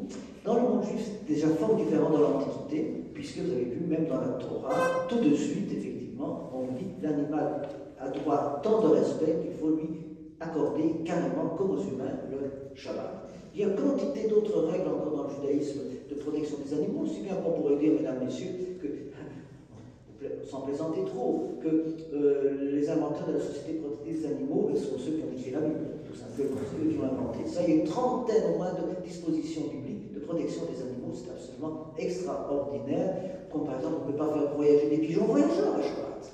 On ne peut pas faire tirer des barques par des dauphins apprivoisés, des choses comme ça. Tout ça était parfaitement prévu. Alors, le problème, c'est qu'il y a bien entendu le rapport à l'alimentaire. Or, je ne sais pas si vous vous en rendez compte, mais dans le judaïsme, le rapport à l'alimentaire carné, j'entends, est un rapport évolutif. C'est-à-dire que Adam et Ève sont symboliques, j'entends bien, nous n'avons jamais rencontré monsieur et madame Ève, mais Adam et Ève, mais bon, symboliques. Eh bien, ils sont végétariens. Ils mangent des plantes, ils ne tuent pas pour vivre. Donc l'idéal, même s'il n'a jamais été prôné tout à fait par le judaïsme, l'idéal alimentaire juif est végétarien, même si ce n'est pas prôné officiellement. Et donc, en conséquence, l'alimentation carnée, c'est quoi? Juste une concession. Si vous ne me croyez pas, prenez à la page 5 et lisez avec moi Deutéronome chapitre 12, versets 20-23. Voilà. Quand l'Éternel ton Dieu aura étendu ton territoire comme il te l'a promis et que tu lui diras, je voudrais manger de la viande, désireux que tu seras d'en manger, tu pourras en manger de la viande au gré de tes désirs. Trop éloigné du lieu choisi par l'Éternel ton Dieu, comme ciel de son nom, tu pourras tuer, attention à la phrase qui vient maintenant, de la manière que je t'ai prescrite, de ton gros ou menu bétail que l'Éternel t'aura donné et à manger, etc. Le problème, c'est que la manière dont je t'ai prescrit ne se trouve nulle part. Nulle part. Donc il faut savoir d'où vient l'abattage selon le rite. Il ne vient pas du texte de la Bible. Non. Alors, il faut expliquer. Pourquoi vous ai-je introduit le sujet en vous disant que la Bible est effectivement invente, c'est la Bible qui invente la société de propriété des animaux? C'est que les rabbins, qui ultérieurement, et même avant déjà les rabbins, ceux qui étaient chargés d'abattre les animaux, avaient quand même conscience du rapport du monde hébraïque, israélite, juif, à l'animal. Comme il n'était pas dit dans le texte comment il fallait abattre l'animal, ils en ont déduit du contexte général que c'était en faisant le moins mal possible à l'animal. Puisque l'animal a tellement de droits qu'il a même droit au Shabbat. Mais nous avons une concession. Et en fait, l'alimentation carnée dans le judaïsme n'est qu'une concession accordée du bout des lèvres, et pas plus. Et donc, il faut agir envers l'animal dans le judaïsme en fonction de ce que c'est-à-dire une concession, et je le répète, sans autre chose. Et donc, c'est tout le problème, évidemment, de l'alimentation carnée, parce qu'en plus, pour obtenir cette alimentation carnée, il faut tuer. Il faut tuer quoi? Un être non humain, mais sensible. Évidemment. Alors la Shrita, justement, qui est mise en cause. Alors beaucoup de gens qui ignorent même ce que j'ai dit, je pense un petit peu dans le monde juif, on ne sait pas très bien non plus ce que je viens de dire, peut-être que pour certains d'entre nous, que personne ne lève le doigt, c'est peut-être une petite révélation. Mais donc, observons, la Shrita, en hébreu, c'est abattage. Foin de rituel, abattage. Il n'y a pas de rituel, évidemment. Et l'idéal alimentaire, c'est végétarien, je l'ai dit, ça je vous ai expliqué, mais c'est donc simplement une concession, pardon de me répéter, et cette concession religieuse, effectivement, est importante. Je pourrais, mais je n'ai pas le temps, vous citer quantité de ces concessions. Mais alors, sur l'abattage, le shochet, abatteur, il y a des règles. Beaucoup d'entre vous le savent, n'importe qui ne peut pas faire ça. Il faut être, pour pouvoir abattre un animal, dans le monde juif, être adulte, instruit, certifié, pratiquant, physiquement fort, et ne pas connaître l'animal qu'on abat, parce que la mère risque de tromper. Alors, évidemment, on vous dit abattage rituel. L'expression abattage rituel ne vient pas du monde juif, mais les juifs bêtement l'ont adopté. C'est abattage. C'est le monde extérieur qui ne connaît pas ça qui dit abattage rituel. Il n'y a rien de rituel là-dedans du tout. Alors, évidemment, l'abatteur, parce qu'il est religieux, on exige de lui de cela, il dit une bénédiction. La bénédiction, elle dit quoi? Je sais exactement ce que dit l'abatteur. Béni soit l'Éternel, notre roi de l'univers, c'est de toutes les bénédictions, qui nous a ordonné la shrita, c'est-à-dire l'égorgement de l'animal. Et non d'assommer l'animal, de le déchiqueter ou de l'étouffer. Et si vous ne me croyez pas, si vous êtes chrétien, et vous connaissez peut-être Tertullien, père de l'Église, Tertullien, 2e, 3e siècle, dit qu'il est interdit aux nouveaux chrétiens, mais qui sont encore des judéo-chrétiens, de manger de la viande étouffée et de consommer du sang. Ça, c'est plus tard que le christianisme a pris la distance par rapport à ça. Et donc, effectivement, alors qu'est-ce qu'il doit faire l'abatteur, qui est un amateur, un égorgeur? Il doit être muni d'un couteau aiguisé comme une lame de rasoir, d'un seul geste, pas de deux, interdit de scier, d'un seul geste, couper rapidement l'ésophage et la trachée artère. Si, effectivement, il commet la moindre erreur, il est disqualifié. Et l'erreur, c'est d'interrompre l'opération, de presser la lame, d'arracher l'ésophage. Dès que c'est comme ça, l'animal n'est déjà plus acceptable pour l'alimentation. Il doit évacuer tout le sang et éliminer les reins, le suif, les intestins et le nerf sciatique pour des raisons d'allusion à la Bible, l'histoire de Jacob. Et alors nous arrivons au cache-sexe dont je vous parlais tout à l'heure, le fameux étourdissement. C'est que l'étourdissement qu'on promeut pourrait faire, comment dire, de l'animal, et c'est tout le problème, et je vais vous expliquer tout de suite, sauf si vous êtes très sensible, alors vous quitterez la salle, comment on étourdit en réalité ce qui est caché derrière ce mot. Mais si l'animal est étourdi, et encore une fois, pardonnez-moi de vous faire attendre, mais vous saurez tout de suite comment on fait, l'animal devient novella, c'est-à-dire cadavre. Or, le cadavre est impropre à la consommation. Donc, il faut effectivement, dans l'idée juive, que l'animal soit égorgé rapidement, qu'on est vidé totalement de son sang, et que l'animal passe le plus vite possible de l'état d'animal en vie sur pattes à viande, en évitant au maximum l'état de cadavre. Bien, alors, il y a, si vous voulez, maintenant le problème, c'est que par rapport à ça, il y a un nouveau courant sociétal, bien sûr, qui veut une plus grande prise de conscience de la nature sensible de l'animal, bien sûr, et c'est dû à un juif, Peter Singer, qui est actuellement le titulaire de la chaire d'éthique de l'université de Princeton, et qui est l'auteur de ce qu'on appelle l'animalisme, animalisme comme socialisme, communisme, judaïsme, etc. C'est une philosophie qui prétend qu'effectivement, l'animal a des droits. Alors, ces droits, je les résume très rapidement, j'ai lu les 3-4 bouquins, on les a en français, de Singer, c'est très intéressant, mais il explique ceci. Il pose la question, l'animal ne peut pas parler. Donc c'est moi, Singer, qui pose la question, de quel droit vous me tuez pour me manger? De quel droit me mangez-vous? Si l'animal pouvait parler, il demanderait de poser la question. Donc la question du droit se pose. De quel droit, effectivement, vais-je manger cet être vivant et sensible avant que je lui ai enlevé la vie, évidemment. Et Singer considère que l'animal a des droits personnels, même s'il n'a pas de personnalité juridique. Mais alors, je fais l'objection, mais on ne peut pas en discuter trop maintenant parce qu'on n'aura pas le temps et que l'heure avance, c'est que ça conduit, si on veut suivre M. Singer, parce que je vous ai raconté à Thomas Shore, ça conduit aussi, et pardonnez-moi d'exemple épouvantable, ce qui se passait dans les camps de concentration, où les gardiens qui avaient des chiens, qui riaient à leurs chiens, homme, même homme, dévore ce chien. Et le chien, c'était l'humain. Donc, il faut respecter les animaux sauvages, mais les mettre à égalité avec l'homme, c'est aussi parfois conduire à la dérive de Thomas Shore ou bien de ces gardiens dont je viens de vous parler. Donc il y a du risque, c'est pas si anodin qu'on pourrait l'imaginer naturellement. Et je le dis moi que pendant 40 ans de ma vie, j'ai eu des animaux, vous comprenez? Donc c'est pas de ça qu'il s'agit, évidemment. Alors le fameux étourdissement, comment procède-t-on? Bien. Eh bien, l'étourdissement est imposé par le droit européen pour favoriser le bien-être animal. Déjà l'expression pose un problème. En effet, comment peut-on parler de bien-être quand on tue? Le bien-être de l'animal ne peut concerner que sa période de vie. Mais il s'agit de bien-être au moment d'être tué. L'expression est déjà étrange, c'est le moins qu'on puisse dire, ça va de soi. En Belgique, mais je vais juste prendre les chiffres en France aussi, en Belgique, on n'a pas 600 000 bêtes, c'est un petit pays, il y a 11 millions d'habitants, avec 16% de ratage. Et vous comprendrez dans 2 minutes quelle est la technique. Mais 600 000 bêtes et 16% de ratage, ça fait combien, s'il vous plaît? Environ 80 000 bêtes ratées. Donc torturées avant même qu'on les coupe.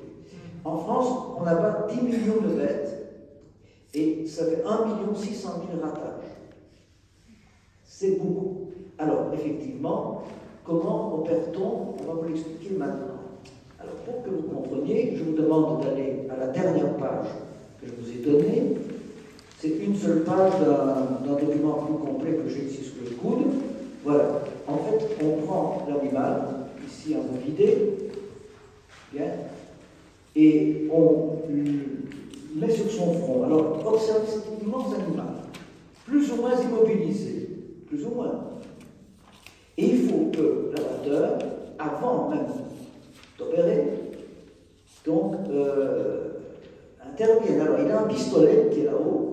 Il doit poser ce pistolet exactement à l'intersection du pointillé qui est là, sur la petite tache rouge, et la tige qu'il va comment dire, précipiter sur le front de l'animal, doit lui fracasser la boîte crânienne et aboutir dans le centre de la douleur. Le problème, c'est qu'il y a plusieurs centres de la douleur. Alors imaginez cet animal qui sent l'odeur du sang, qui sent ce qui va lui arriver. Vous croyez qu'il tend la tête comme ça? S'il vous plaît, visez tout juste. Ça réussit. Les amateurs professionnels, ça fait 16%, ça rate. Et donc ces tiges s'enfoncent avant même de tout autre chose. C'est ça l'étourdissement, qu'on n'ose pas appeler de son vrai nom. D'enfoncer ces tiges métalliques et de viser juste pour que ça arrive à l'endroit précis du centre de la douleur. Pour que l'animal, supposément, n'ait pas mal quand on lui coupe le cou. C'est plein de bonne volonté, ça va de soi, mais ça suppose des choses assez inquiétantes, en effet, parce que vous imaginez bien que ça correspond, encore une fois, pourquoi pas, nous sommes des gens modernes, au changement idéologique dans lequel se trouve notre monde. Alors, qu'est-ce que notre monde veut, en fait? Et je ne suis pas contre, mais réfléchissons. Nous imaginons un monde où la violence serait complètement bannie, et nous vivons dans un monde d'utopie moderne, d'un monde où la violence n'existerait pas. C'est dans toutes sortes de domaines. Dans le monde de l'éducation, on ne peut pas donner une petite tape à un enfant, on ne peut pas dire à un enfant tu as mal agi. Le langage est épuré à un degré où on ne peut plus parler de sexe, il faut parler de genre. On ne peut pas parler... la nourriture que vous mangez est aseptisée à un degré tout à fait extraordinaire et pas si normal que ça. Bref, on vit dans un monde où effectivement on voudrait, l'idée merveilleuse, c'est Walt Disney, merveilleux, où la violence serait absente. Et donc effectivement, l'animal aussi doit pouvoir bénéficier de cette non-violence qui voudrait toucher à tous les domaines. Alors, effectivement, vous comprenez bien que ce n'est pas un abattage rituel, parce qu'un rite, c'est quoi? Un rite, c'est une cérémonie à laquelle on se livre.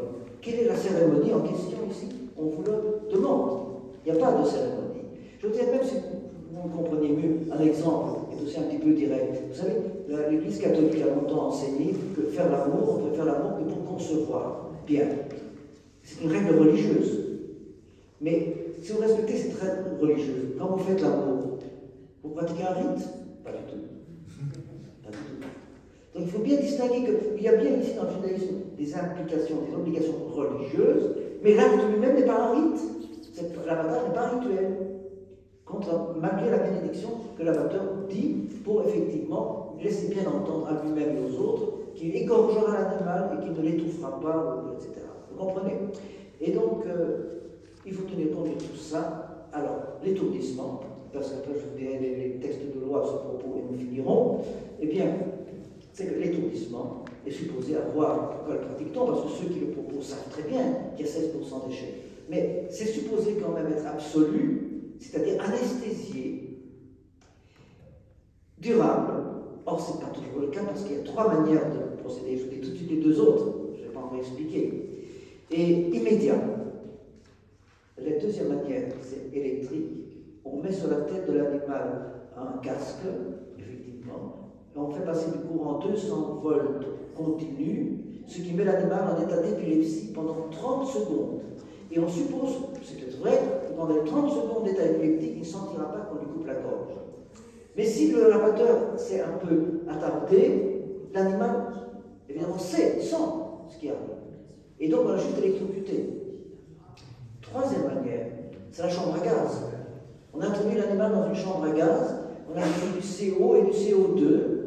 C'est très long. Et l'animal reste dans la chambre à gaz jusqu'à ce qu'il étouffe. Et après ça, vous le mangez. Mais si, et c'est cela qu'on appelle l'étourdissement, qui cache évidemment sous le mot la réalité de l'acte. Pourquoi? Il y a des raisons. C'est qu'il faut vendre de la viande, bien entendu. Mais nous avons mauvaise conscience, parce que nous savons tous très bien que le beefsteak qui est dans notre assiette résulte du fait qu'on l'a tué. Eh bien, en fait, cette manière de dire qu'on va anesthésier l'animal à quelque prix que ce soit, donne bonne conscience pour permettre de manger de la viande. Parce que vous avez mangé une viande qui était abattue avec étourdissement d'abord. Oui, il a été dans une salle d'opération, il était anesthésié, il dormait, il ne savait pas ce qui lui arrivait, il n'a pas eu mal. On s'imagine, on se fantasme tout ça là-dessus, ce qui permet de manger de la viande. C'est ça l'intention. Mais elle est bienveillante, naturellement, à l'égard de l'animal, ça va tout à fait de soi.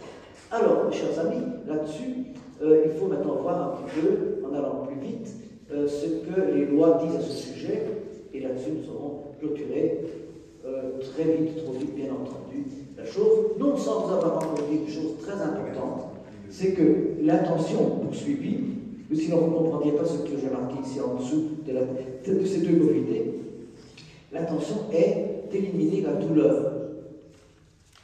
Est-ce que vous savez que la douleur n'est pas mesurable? Si monsieur ici, au premier rang, me dit j'ai mal au dent, à ma molaire ici, et que moi je lui réponds je vous comprends, je suis un imbécile.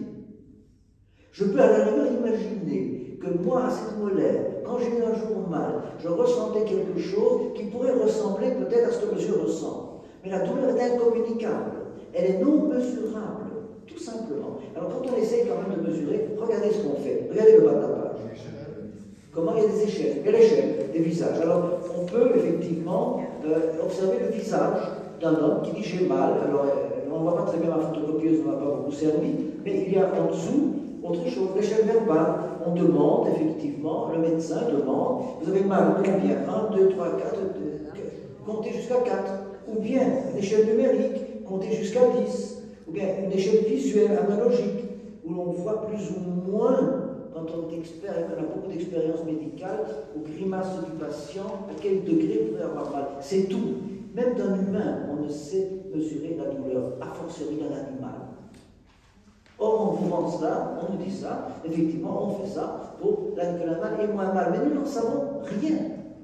Rien du tout.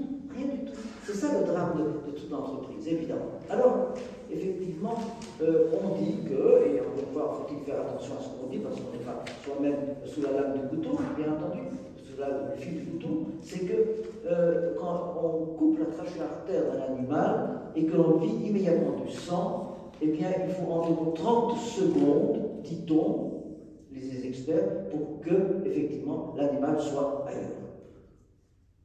Parce qu'on a coupé tous les circuits, effectivement, de la douleur. Mais la mesure n'existe pas, tout simplement. Alors, il faut ajouter encore, pour le dire aussi, il y a un problème de santé publique. Parce qu'en effet, lorsqu'on fracasse la boîte crânienne d'un animal, on met en bouillie son cerveau. Ce cerveau mis en bouillie est emporté, les fragments sont emportés par la circulation, et effectivement, cela conduit tout simplement, lorsque on est en présence de la protéine prion, effectivement, à provoquer l'encéphalopathie spongiforme bovine, la maladie de Kreutzfeldt-Jakob. Et donc, aux États-Unis, la percussion est interdite à cause de ça. Alors, les lois là-dessus. Voilà, vous avez compris à quoi nous avons affaire, les lois. Eh bien, les lois, il y en a dans toutes sortes de pays.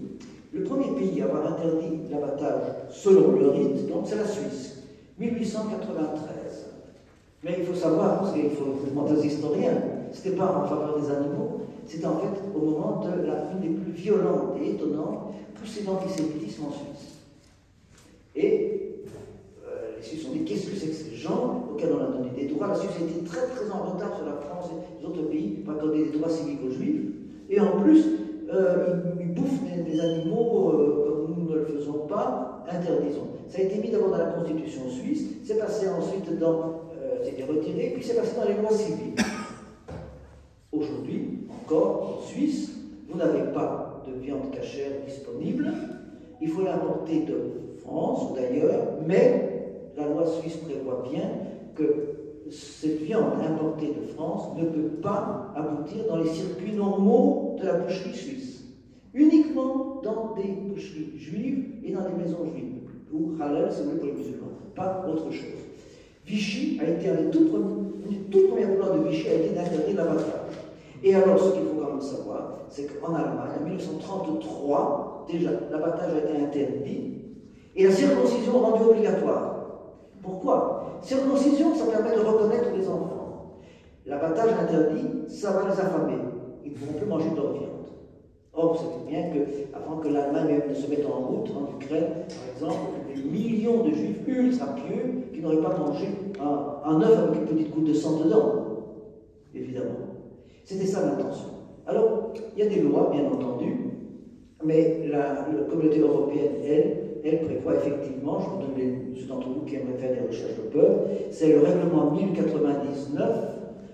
1099-2009 du Conseil de l'Europe du 24 septembre 2009, article 4, qui dit effectivement que tout animal qui est donc destiné à la boucherie doit être d'abord étourdi, ensuite saigné, mais il y a exception, et d'ailleurs je reproduis le texte à la page 5 si vous voulez bien, voilà, pour les animaux, voilà, exception à la page 4, page 5. Pour les animaux faisant l'objet de méthodes particulières d'abattage prescrites par les rites religieux, les prescriptions visées au paragraphe 1 ne sont pas d'application pour autant que l'abattage ait lieu dans un abattoir. C'est-à-dire fait par des mains expertes naturellement. Vous voyez? Et donc c'est une exception qui est reconnue, et c'est cette exception-là que dans divers pays, dont la Belgique, effectivement, dans certains pays, on souhaite supprimer en faisant voter les parlements. En Belgique, ça a raté, à Bruxelles, en tout cas, ça a raté.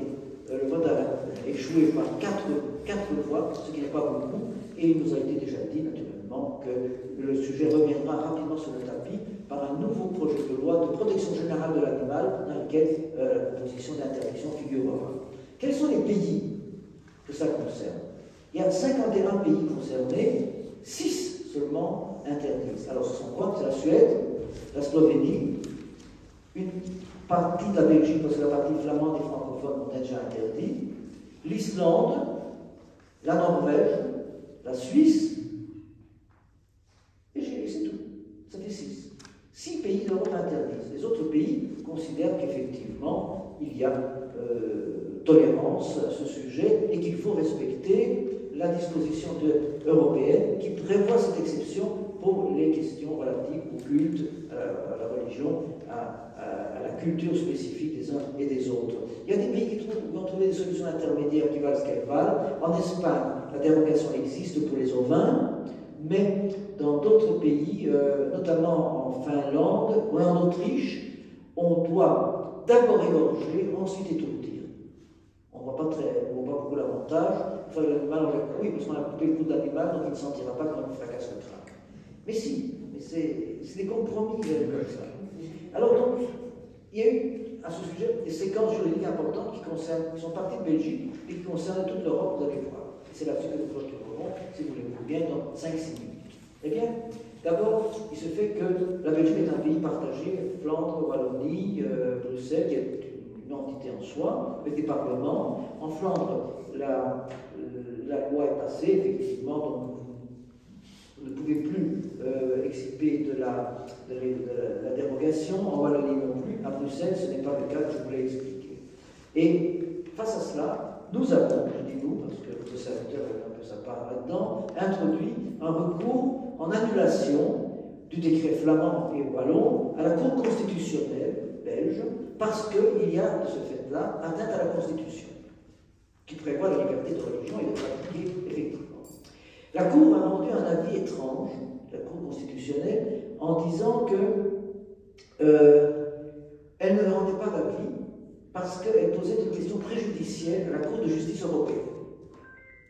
Vous savez comment fonctionne une question préjudicielle? C'est-à-dire que, comme un État peut craindre que sa décision soit,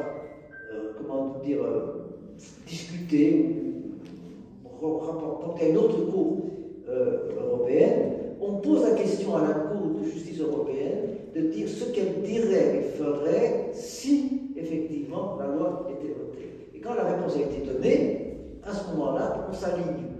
Donc on ne risque pas d'être coincé par un autre jugement, d'un autre niveau. On a posé la question préjudicielle à la Cour de justice européenne, c'est ça que nous allons examiner ensemble, parce que tout est parti de là. Elle a répondu.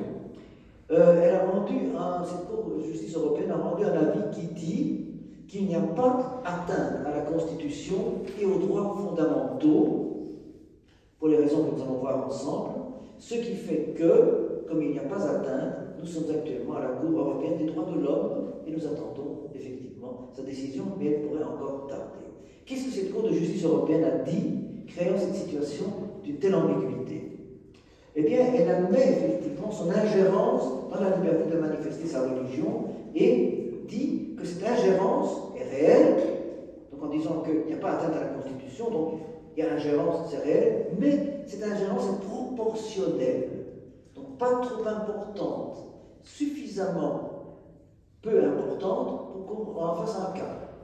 Mais c'est de l'ingérence, c'est vrai. Et elle est proportionnelle, dit-elle, parce que cette ingérence on va tout de suite jeter un coup d'œil sur le texte, je vais vous le montrer dans une minute, cette ingérence va renforcer le bien-être animal, nouvelle valeur sociale. S'il vous plaît, venez à la page 6 avec moi, tout en haut, voilà, on va lire, c'est important, parce que si effectivement les choses à la Cour européenne des droits de l'homme ne se passent pas bien, ce sera la tâche d'huile pour toute l'Europe. Ah oui, si la Cour européenne des droits de l'homme dit que, c'est la tâche d'huile, donc on en est là. Alors regardez de quoi il s'agit. On va lire uniquement le numéro 77. Deuxièmement, à la salle de la Cour européenne des droits de l'homme, la charte, nous avons vu cette charte tout à l'heure, est un instrument vivant à interpréter à la lumière de la condition de vie actuelle, donc dit la Cour de justice européenne, et des conceptions prévalant de nos jours dans les États démocratiques, de sorte qu'il convient de tenir compte de l'évolution des valeurs et des conceptions sur les plans sociétaux, je pense, autant sociaux que normatifs, dans les États membres. Or, le bien-être animal, en tant que valeur à laquelle les sociétés démocratiques contemporaines attachent une importance accrue, depuis un certain nombre d'années, peut, au regard de l'évolution de la société, être davantage pris en compte dans le cadre de l'abattage rituel et contribuer ainsi à justifier le caractère proportionné d'un règlement tel que celle mise en cause au principal. Donc, effectivement, il y a bien effectivement ingérence, mais c'est proportionnel et c'est pas grave, pour le dire vulgairement. C'est pas grave. Donc, la Cour, elle fait quoi? Elle met en balance des intérêts en présence, n'est-ce pas? Mais cette mise en balance dit aussi, la Cour ne s'exerce que de façon abstraite, elle ne fait pas seulement abstraite, justement pas abstraite, mais il faut le faire de manière concrète au regard des circonstances de l'affaire, à savoir, 1. Que la souffrance animale est réductible. Or, le problème, je l'ai dit tout à l'heure, c'est que théoriquement, on pourrait l'espérer, le souhaiter, mais c'est non mesurable. Et deuxièmement, l'opinion publique qui existe et qui est une nouvelle donne dont il faut tenir compte également. Alors, question, et on va analyser ça et nous finirons là-dessus. Oui, on finit là-dessus. Il faut comprendre encore ce qu'on a dit, puis nous finirons là-dessus parce que nous avons quand même déjà 1 minute de retard sur l'horaire. Bon, mais ça c'était la difficulté de joindre les deux sujets, évidemment. Hein. Voilà. Bon, question, y a-t-il, premièrement, un juste équilibre entre le principe du bien-être animal et la liberté de manifester sa religion, comme on l'a vu tout à l'heure dans l'article 10 de la Charte? Réponse, ce n'est pas la Cour de justice qui doit assurer cette conciliation, mais les États. Ce n'est pas la justice, c'est les États. La Cour, elle doit simplement vérifier, contrôler si conciliation il y a eu. C'est à ça que je faisais allusion tout à l'heure par la remarque muette de quelqu'un ici dans la salle, me semble-t-il. Deuxièmement, la décision effectivement, serait-elle proportionnée? La Cour de justice, la décision de la Cour européenne est-elle proportionnée? C'est à discuter. Il y a 3 raisons pour cette discussion. D'abord, le décret flamand, parce que c'est ça qu'on attaque pour l'instant, sur base des recherches scientifiques, prouverait que l'étourdissement n'affecte pas la saignée, ce qui serait le cas de l'électronarcose. C'est vrai. Mais la Cour a toujours refusé, toutes les cours d'ailleurs, d'entrer dans le débat théologique. Or, elle entre dans le débat théologique quand elle dit que cette technique n'est pas contraire aux lois religieuses juives et musulmanes.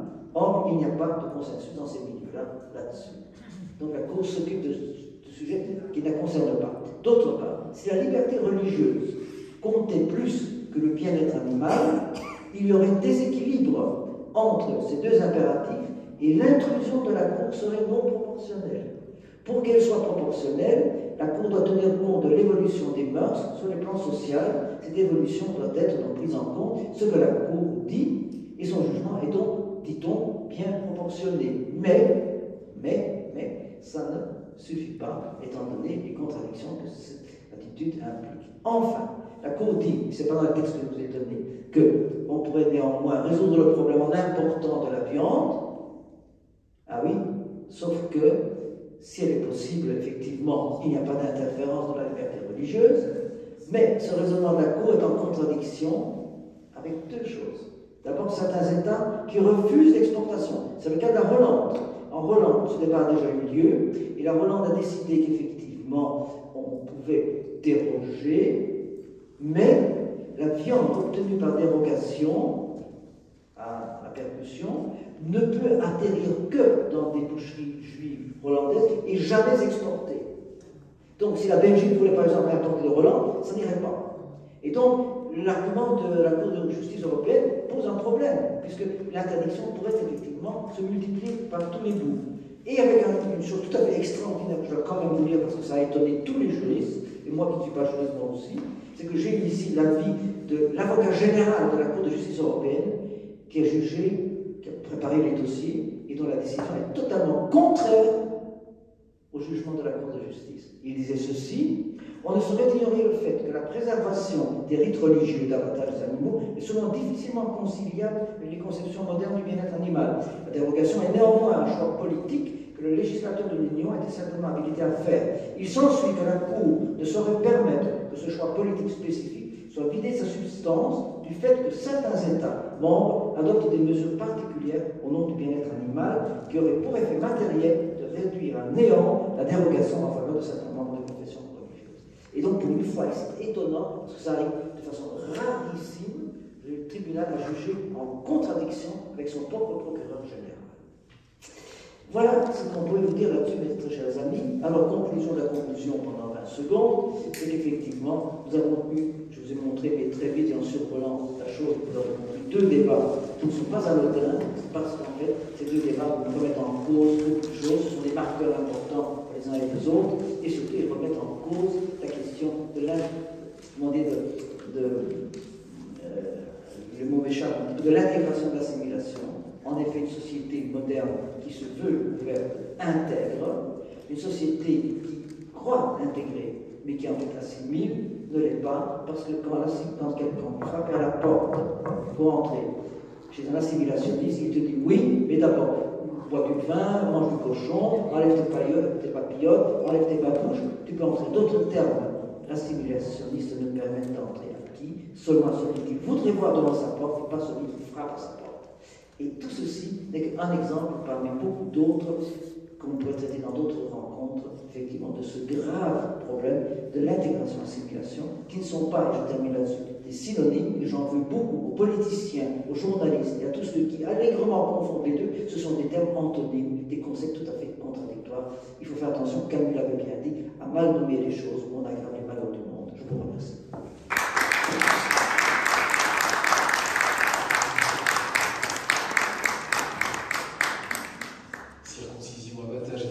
Deux questions importantes. Nous sommes heureux d'avoir traité sous l'égide de l'Institut Maïmonide. Grâce à vous, cher monsieur le professeur, cher monsieur le directeur, cher ami, pour ce cours que vous avez effectivement essayé de rendre le plus synthétique, le plus accessible possible. Vous avez su vulgariser. Il y a beaucoup de choses effectivement qui nous échappent. Et grâce à votre effectivement érudition, votre connaissance de tous ces dossiers, vous nous avez permis de mieux appréhender ces questions cruciales qui sont dans l'air du temps. On en parle beaucoup. Beaucoup de juifs français se posent la question: est-ce que demain, si certains extrêmes arrivent au pouvoir, on va devoir faire nos valises? Voilà. On est heureux d'avoir pu traiter ces sujets-là avec vous, cher Thomas. Nos deux questions rapides parce que... J'ai dépassé le temps, je suis désolé. Non, c'était un plaisir. On est heureux d'avoir pu bénéficier de votre éclairage. Oui. Simple. Oui. Pourquoi certaines communautés juives enlèvent le nerf sciatique, par exemple? C'est un souvenir biblique, c'est le souvenir du combat de Jacob avec l'ange qui le blesse au nerf sciatique. C'est à tel point que, en chinois ancien, vous savez qu'on appelait les juifs ceux qui arrachent le nerf. Les Chinois veulent ça. C'est parce qu'on a le droit quand même de manger ou pas la partie basse de la... En général, on n'arrache pas le nerf, on vend la partie arrière à d'autres. Ouais. Bien. Alors écoutez, on va se retrouver au mois d'avril, le 17. Initialement, notre ami Néloukom, qui est est journaliste à Radio J à Paris, devait intervenir sur Tel Aviv suite au remarquable film qu'il a réalisé. Étant donné que c'est la veille du Yom HaZikaron Shoah ou le Gevurah, le jour du souvenir de la Shoah et de la bravoure, on a décidé de modifier la thématique, vous comprendrez aisément. Il interviendra sur la passionnante Tel Aviv un peu plus tard. Donc au mois d'avril, Nélou Cohen, qui est universitaire et journaliste, traitera du pogrom, de l'un des premiers pogroms monstres de la Seconde Guerre mondiale et de la Shoah, le pogrom de Jassy, le pogrom de Yash. Donc je vous donne rendez-vous dans à peu près un mois, le 17 au soir, veille de la cérémonie du Yom HaShoah qui se déroulera dans les jardins d'harmonie de l'hôtel de ville de Montpellier, avec le journaliste et universitaire Nélou Cohen, pour parler effectivement de ce tristement célèbre massacre, des premiers de la Seconde Guerre mondiale. Merci à notre ami universitaire d'être venu de Bruxelles. Nous vous souhaitons une bonne fin de soirée et on peut donc après